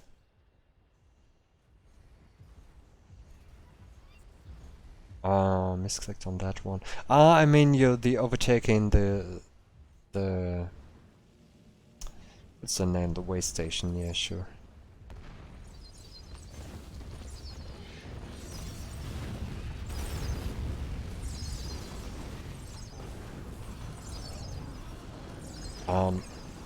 I think I have to come back on your question in a second, Lord. I'm not sure what you mean. I mean only Twilight card editions? Yeah, now we have the usual mess that you have if you have one lane which you can assess only from one side. So everybody helping, everybody coming together. This cannot be lost anymore. They have around 5 minutes time from now, 2 camps. This cannot be lost anymore. Yeah, this is quite a camp, for sure. And I think now Binny's deck suffers a bit, because he can he does good, he does really good. It's hard for him to hit the boss without hitting his mates too hard. I'm not sure if everybody knows the rifle cultists, most know them only from offering. They have this dark grenade attack, which costs 100. It's quite expensive if you want to spam them. It only works with a Shrine of War, really good. Which does really good damage, but also to friendly units. And so it's really challenging to play rifle cultists with a mate.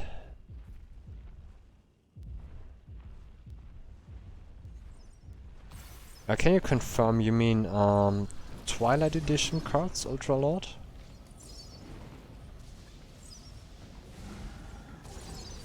What do you mean? Oof, I've had to look up what's Twilight Edition again. I remember those contests. It was on Slave Master, wasn't it? Which was only with Twilight Edition. And yeah, it was Slave Master, because I played this in 3 groups, and I failed 100 times.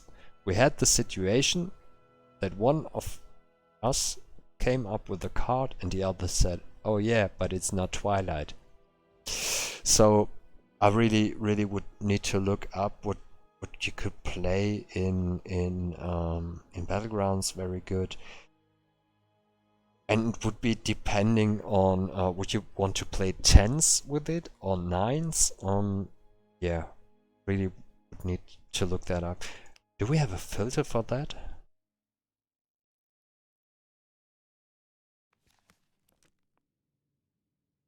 No, we don't have.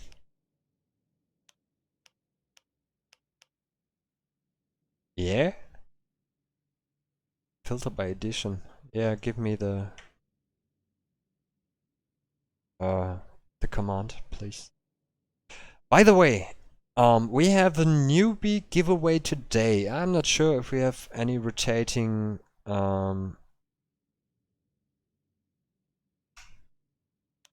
okay.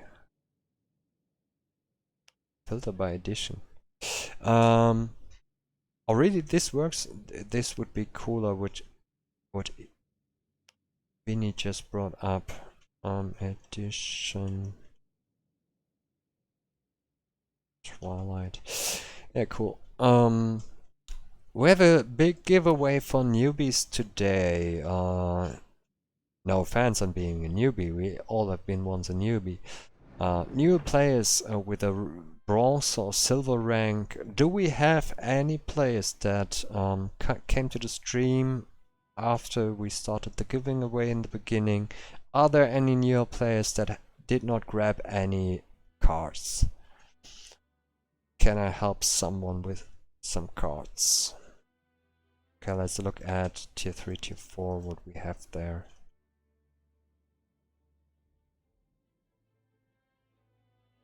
Primal Watcher could make really... Yeah, Necro, bring him here. And sorry, my good lady, I know you would deserve it, but I cannot make this exception.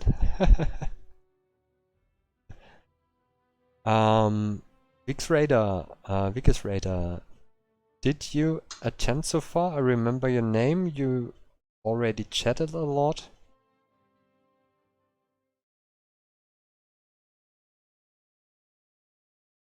I can look that up.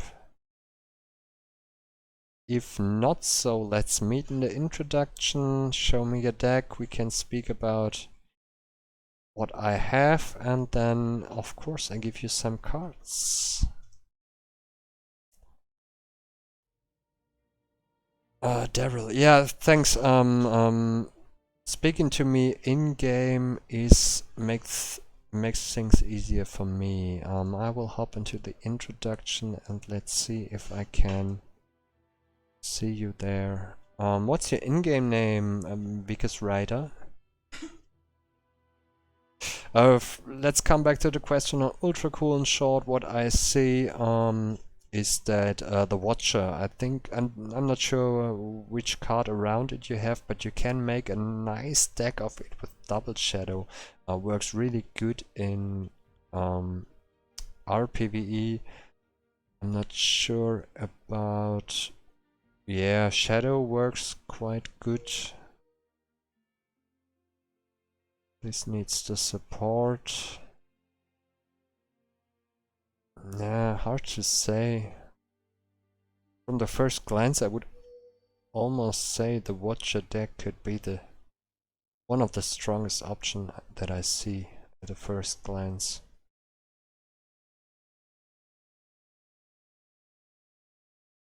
Anything with Frost could work.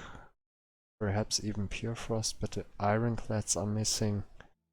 The Shadow or 2 Shadow and Watches is the strongest that I see. The Fire Dragon deck would not be bad either. Yeah, we have even Infect.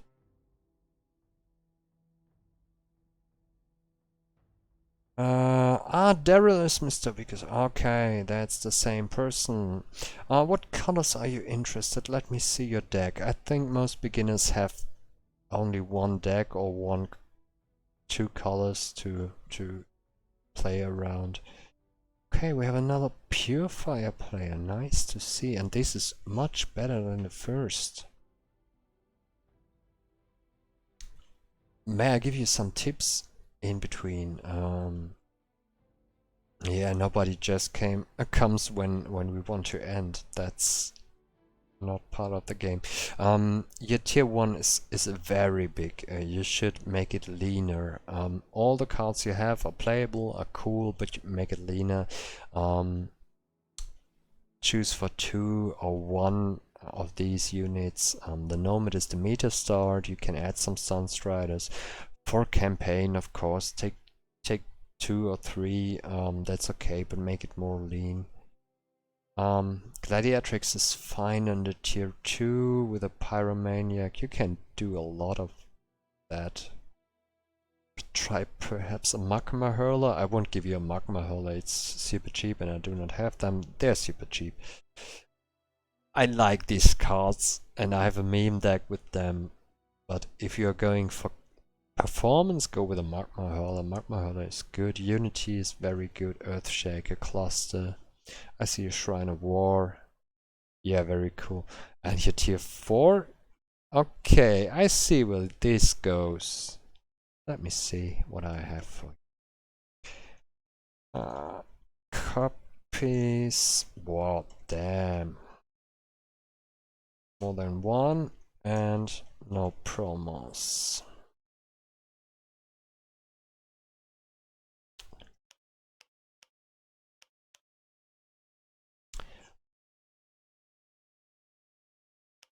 Now what's the usual sorting? I'm not sure anymore.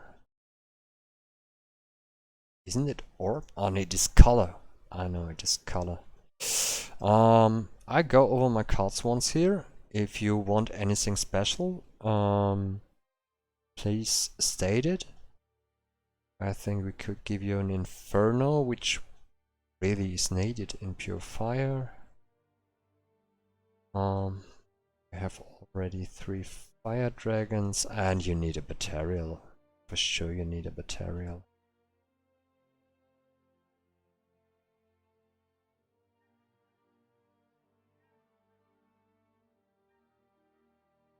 Yeah, it's the deck from Mr. Daryl. It's Vickers Rider here in the chat, and he applied for the giveaway for the newer players. Thunderwagon is nice in some decks. He's really nice-ish. You can make a spell deck around him. You can play him with Fire Dragon and a Green Splash. But stay away from Fire Dragon, from Thunderwagon in the Pure Fire. Really stay away there. It's not that strong. Your deck is very solidly built for a beginner fire deck. Really, I have to say that. Very nice. I will give you some tier 4 tier 4 upgrades, because I think you really need to try out there something. And I will give you the tier 3 Inferno. You had 4 Fire Dragons, am I right?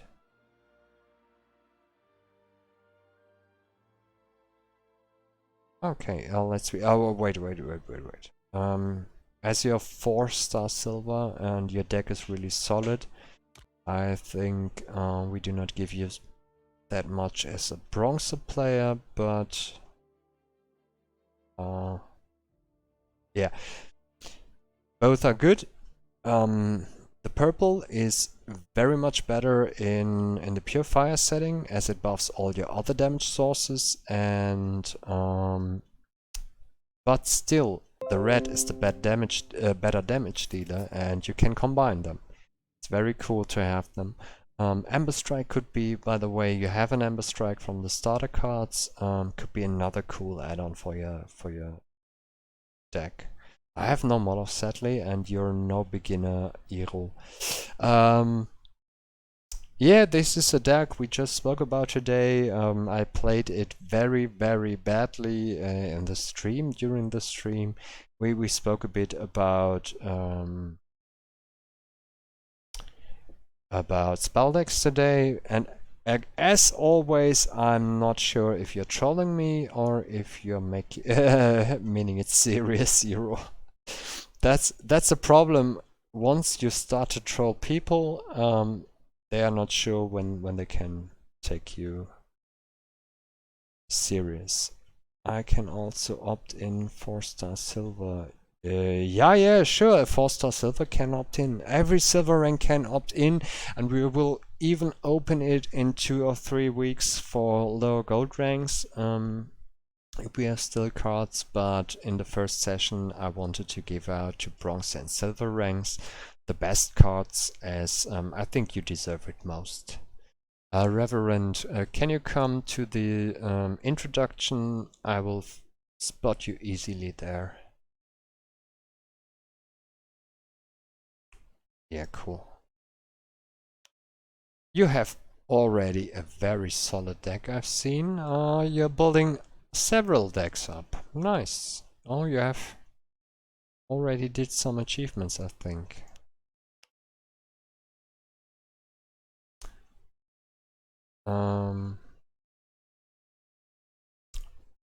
What colors are you most interested in? In Shadow Nature?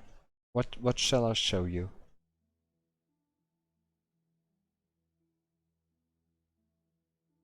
Pure Shadow. Okay. Then I will only show you the shadow. If there's something that you want from these, let me know. I will go over your deck then. Yeah, that was the pure shadow. I think you should have a plug then, whatever it's called.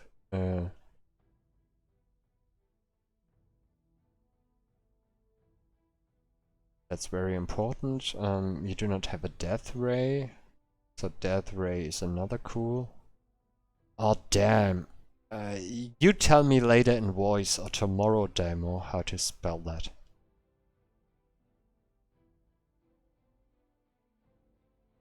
You have a cultist master and ferns, very solidly built again. Yeah, not sure what red charger is in there, but yeah, sometimes it's for you.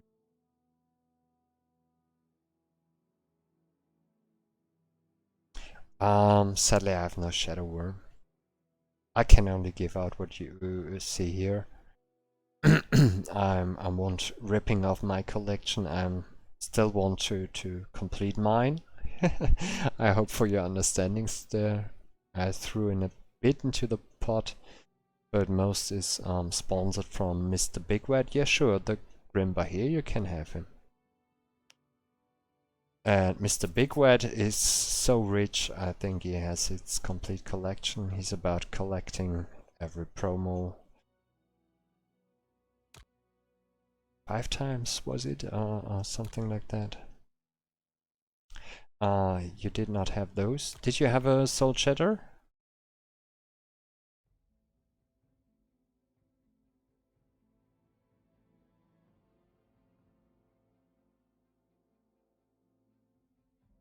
Not sure if I've seen an Ashbone, but you need charges of that anyway, as you're asking for Shadow. I'll give you this package if you're okay with it.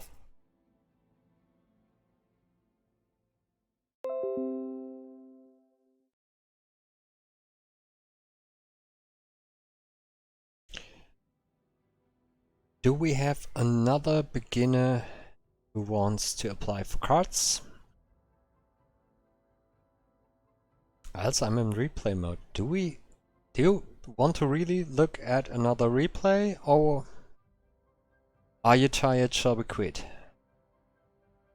I got a package of very nice replays, which I would be interested myself.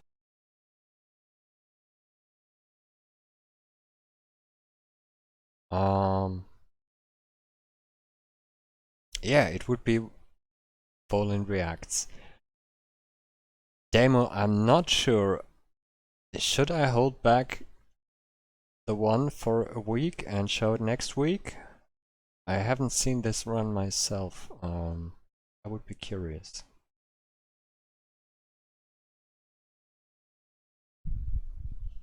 What would you say? Can we show that already? The 11/27? I think some people would really love it, and I think yeah, the Motim. Okay, I can hold it back for another week. It's okay. I'm just asking. I'm curious in both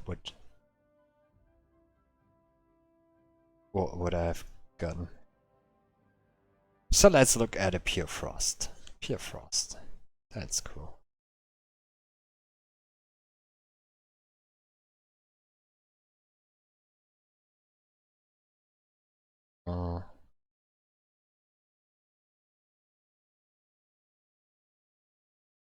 I'm not sure. Your replay analyzer named it Frost Shadow Shadow Nature? Your replays are sickly named. I just download them all. Give me a second. This was not prepared, but I just got a bunch of replays of pure of 16 Frost Orbs in BG10. I think this is amazing. I haven't seen this any time before. Really sounds amazing. We had a long chat after they did this, and I would really like to see how they managed to play BG10 with 16 Frost Orbs, only Frost players.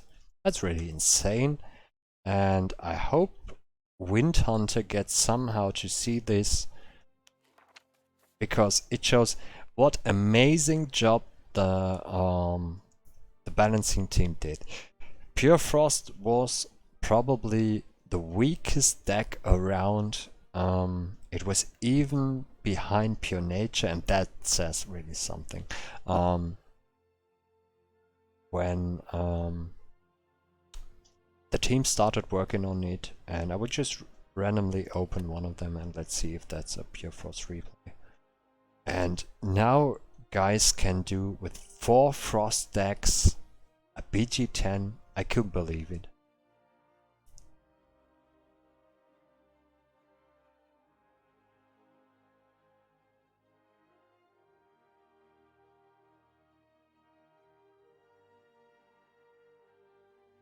Yeah, but this is the last one. Just saying. Oh, a Twilight. A Twilight 10, just for those who are not used to play 10s, you see this crowded last row probably. These have these Twilight Evil Eyes. Even 3 of them. It can be only 1. I think 4 is the max, I'm not sure. But this is really ugly to fight. Frost is quite okayish against that, because you have a lot of crowd control and can them stop from eating your units. With the usual Batarial deck, you are running around with 1 unit. As a speedrunner, this is a nightmare. Yeah, let's see what we have here. We have game over on the 3. So we have Donar, yeah, on the 4.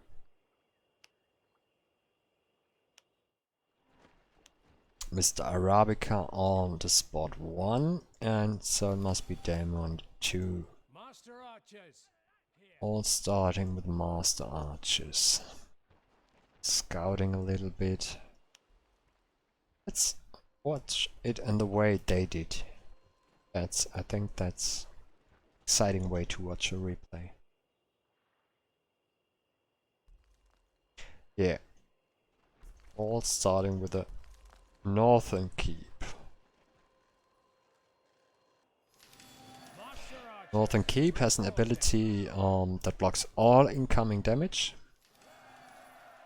Master Archers. Here. All incoming damage.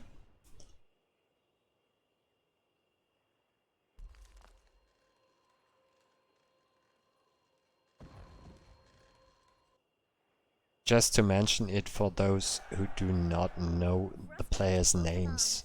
All 4 players are well known for their RPVE skills, some more, some less, but all heavily known for their skills. Please kids, do not try this at home. Do not play a BG10 without preparation with 4 people with 4 Frost decks. Do not do this.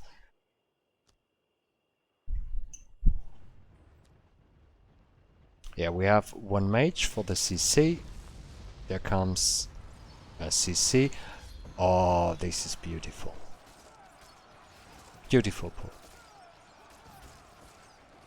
Very close camps, which is very ugly.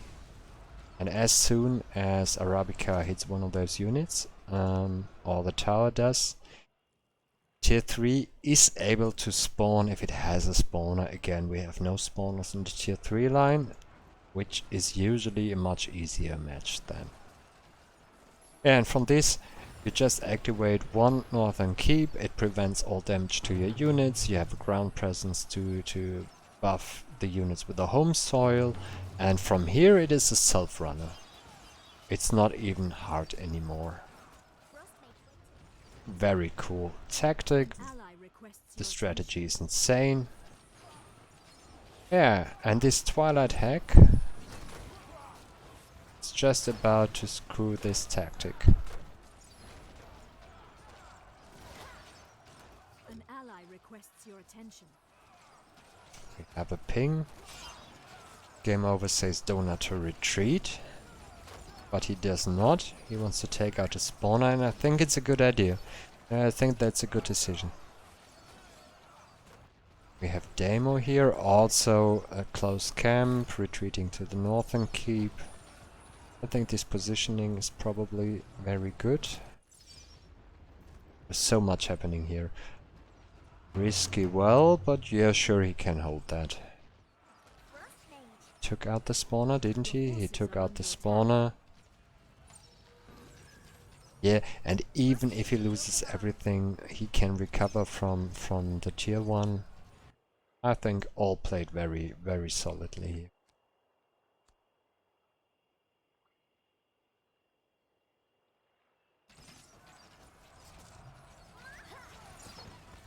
Yeah, the tier 1 was not buffed, but this has PvP implications. Frost is the faction of pure sustain, but the only thing for pure sustain that you have is the northern keep.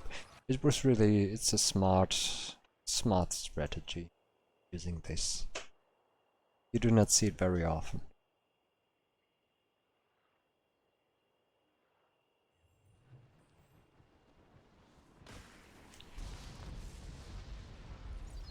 A power well is under attack. A monument is under attack.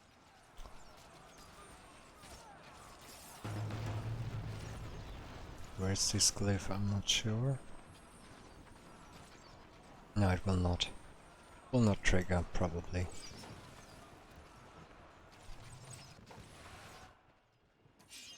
Oh, Arabica. Very nice move. Moved up here in time, built another northern keep, and now fights from here. Very good decision.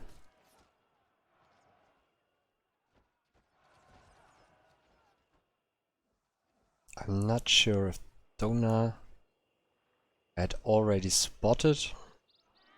Perhaps he knows the position 4 problems, because if you take that too hasty, and if you're not sure, not getting attacked, having enough space, it's very risky to take them, so it's okay to go not for the orbs and wells. Else you want to play like Arabica, like Damo, like Game Over did here, and go for your wells. Only the 4th spot has to be very, very cautious. Looks like he's spotting here what's up. These guys are really, it's a nice group, and they played smart.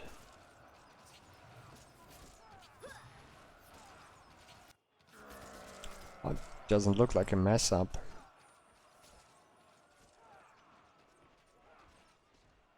Perhaps not clean, but it looks good. Yeah, position 1 already tier 2. Do we have in the tier 2? Only one tree fiend. Yeah, this is really an easy peasy tier 3. You cannot have it more easy in a 10. And this is the most easy. Yeah. So, probably not the best replay that I got here. But I'm very curious to see the last row, because this is troubling almost every deck still if you have much of CC. Storm Singer is a good choice, I think, and War Eagle is so too.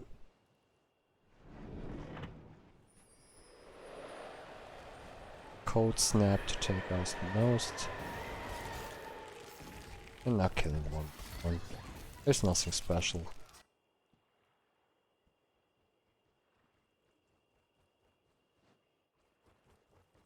What time did we have here? It's a quite easy map, 17 minutes, yeah, it's not fast. but still respectable to do this with only frost arcs. Same strategy here.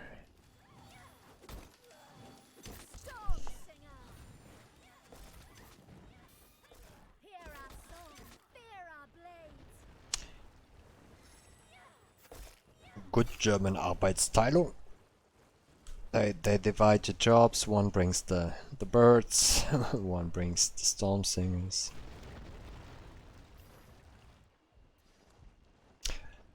Yeah, and that's a 10 wave. It's not that easy as in the 9. Having 2 raptors already that block any spells and a tree fiend. That's a little bit tougher than in a 9.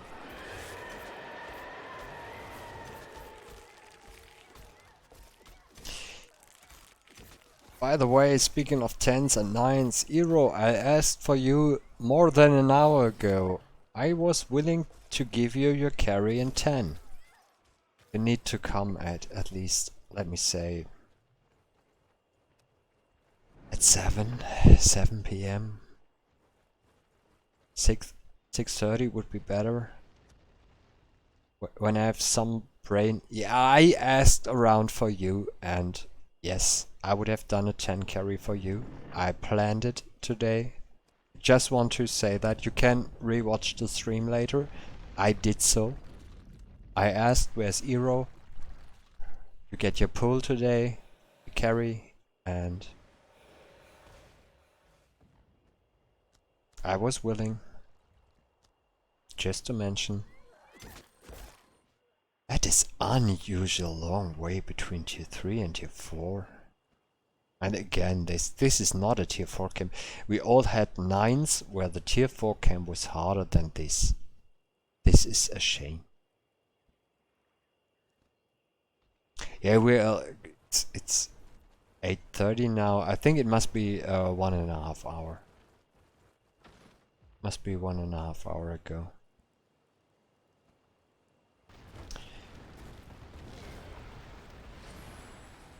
But Dutchy and others can tell you, I asked for you. I did say, where's Irolun?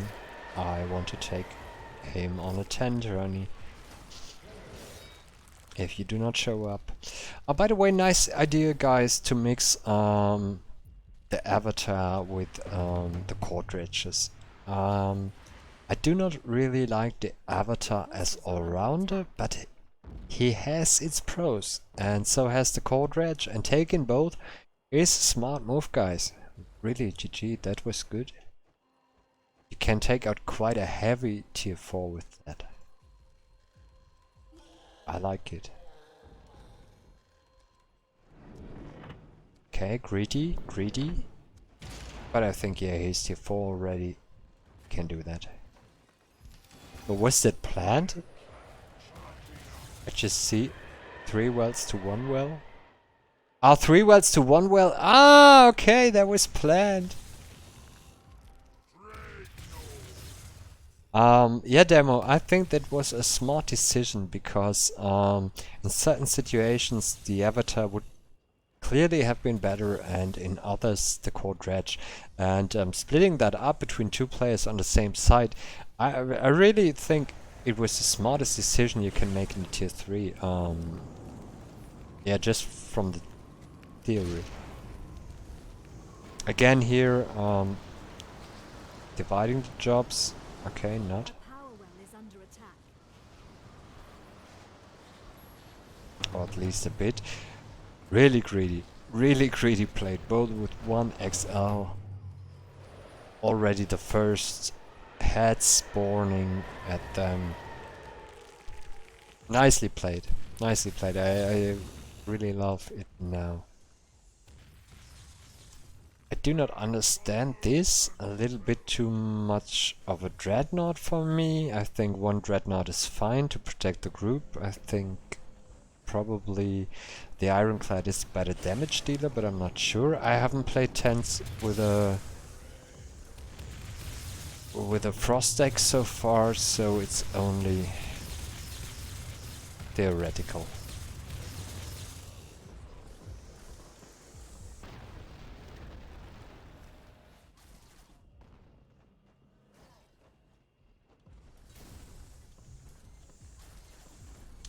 Yeah, the Code of Protection heals up. No, it's not even the Code of Protection, it's the Winter Witches.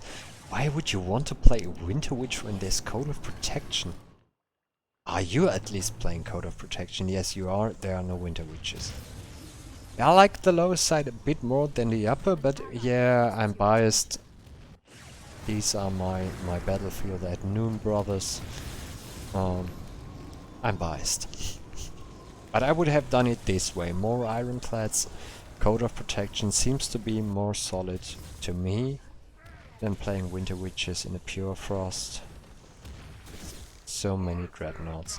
But still, this is insane, guys. Only Frost. This hurts. Oh, this hurts.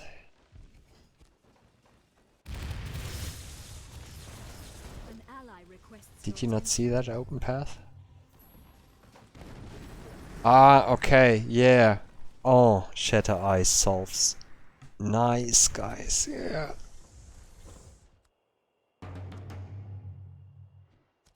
Now the healing of the Dreadnought, I think, does not stack. One reason more to play only one. Even you can use the damage absorb ability and he still heals. So I think one Dreadnought should be enough. I usually tend, we had this in the first random rush hour, I usually tend to play Ironclads until I need a Dreadnought and spawn it then. Yeah, but now, yeah. Yeah, it's probably a matter of taste. I mean, Donna and Game Over are very, very good players. Else they could have not done this. Probably I'm wrong here, or probably it's a matter of taste. I have no experience in doing pure Frost BG10s. I really, really like this. Ouch! Look at these waves. These are two waves from those two camps, because Arabica and Damo engaged the lower right camp. This camp spawns. This camp spawned. Donna and Arabica were fighting the Urzak in this camp here in the minimap. So we have two groups here, and here's the one. Well, already falling. And you will probably need a Maelstrom to cover those raptors. Ouch. During the engage, losing tier 4. Oh, Mora is no god no more. Yeah, the Maelstrom solves the problem. Can only rely on tier 3. Who was it? It was Arabica. I lost the orb.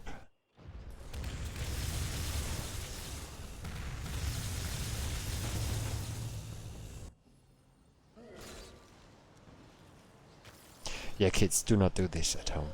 Do not try this at home. Playing 10s with Pure Frost is... I'm really impressed.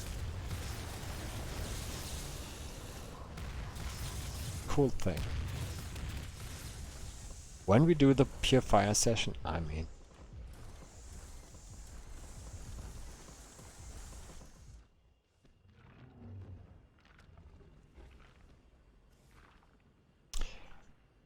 Yeah, I can imagine the Frosty 4 is quite strong. I'm a fan, and the Infestor, yeah, Frost has the tool to counter that.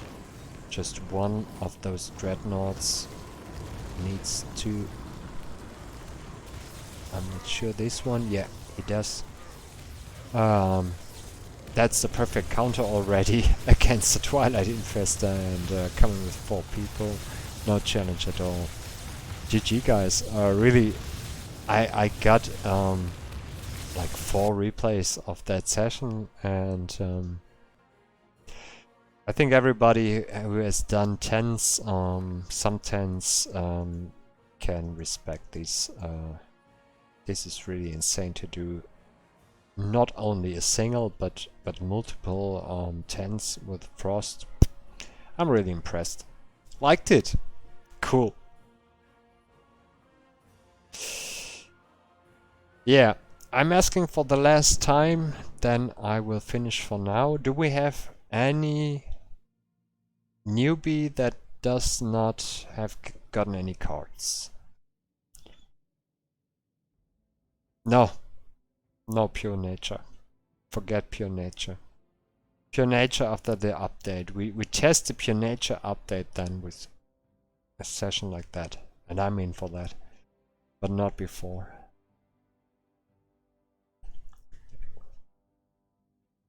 Yeah, after the nature rework, Dutchy, we can talk about that. That solves at least some of the biggest nature problems, but I'm not sure, as I was among the pre-testing group, and I'm not among on the balancing server anymore, what is public and what not. So let's not speak about the nature rework. But after the nature rework, we can speak about pure nature, and I wouldn't even touch it for nines until then. You can play nines with pure nature, but you can heavily fail with that. It's the weakest faction of every color and color combination that you can think about. Every of the top players is that's a consensus among them. There was just a joke. By the way, there is a great joke going on in the forum. Metagross made the template for a tier list of decks. Please respect this idea. Do not discuss the tier lists of others, but please do your own tier lists. Dutchy, can you perhaps find it in the forums quickly? That would be great. If you are in for some fun, make a tier list, make your own tier list, post it. There were many posted in the Discord, some posted in the forums. It was great fun to look, to watch them, and just to say that as one of the last things, I made fun of one of those players who posted a tier list which I do not agree with. But it's the one player who spams every channel with his 2 cents, not being asked, and knowing everything, and yeah, that's the reason why I made fun of him. Be sure everybody can post this. Do not hold yourself back there. It's a great fun to share what's your thinking, where the decks, where the factions standing. If you know any newbies, send them here in the next week. I will probably do a stream on the weekend to another time, to reach more time zones, to reach more people that are working. Thank you so much for watching and all the support. If you have great replays, but I got some now for the next weeks, always feel free to share a replay with me that we could rewatch. Yeah, Dels, what can I say beside have a nice evening. Thank you very much for watching, for all the support, and yeah, see you next time.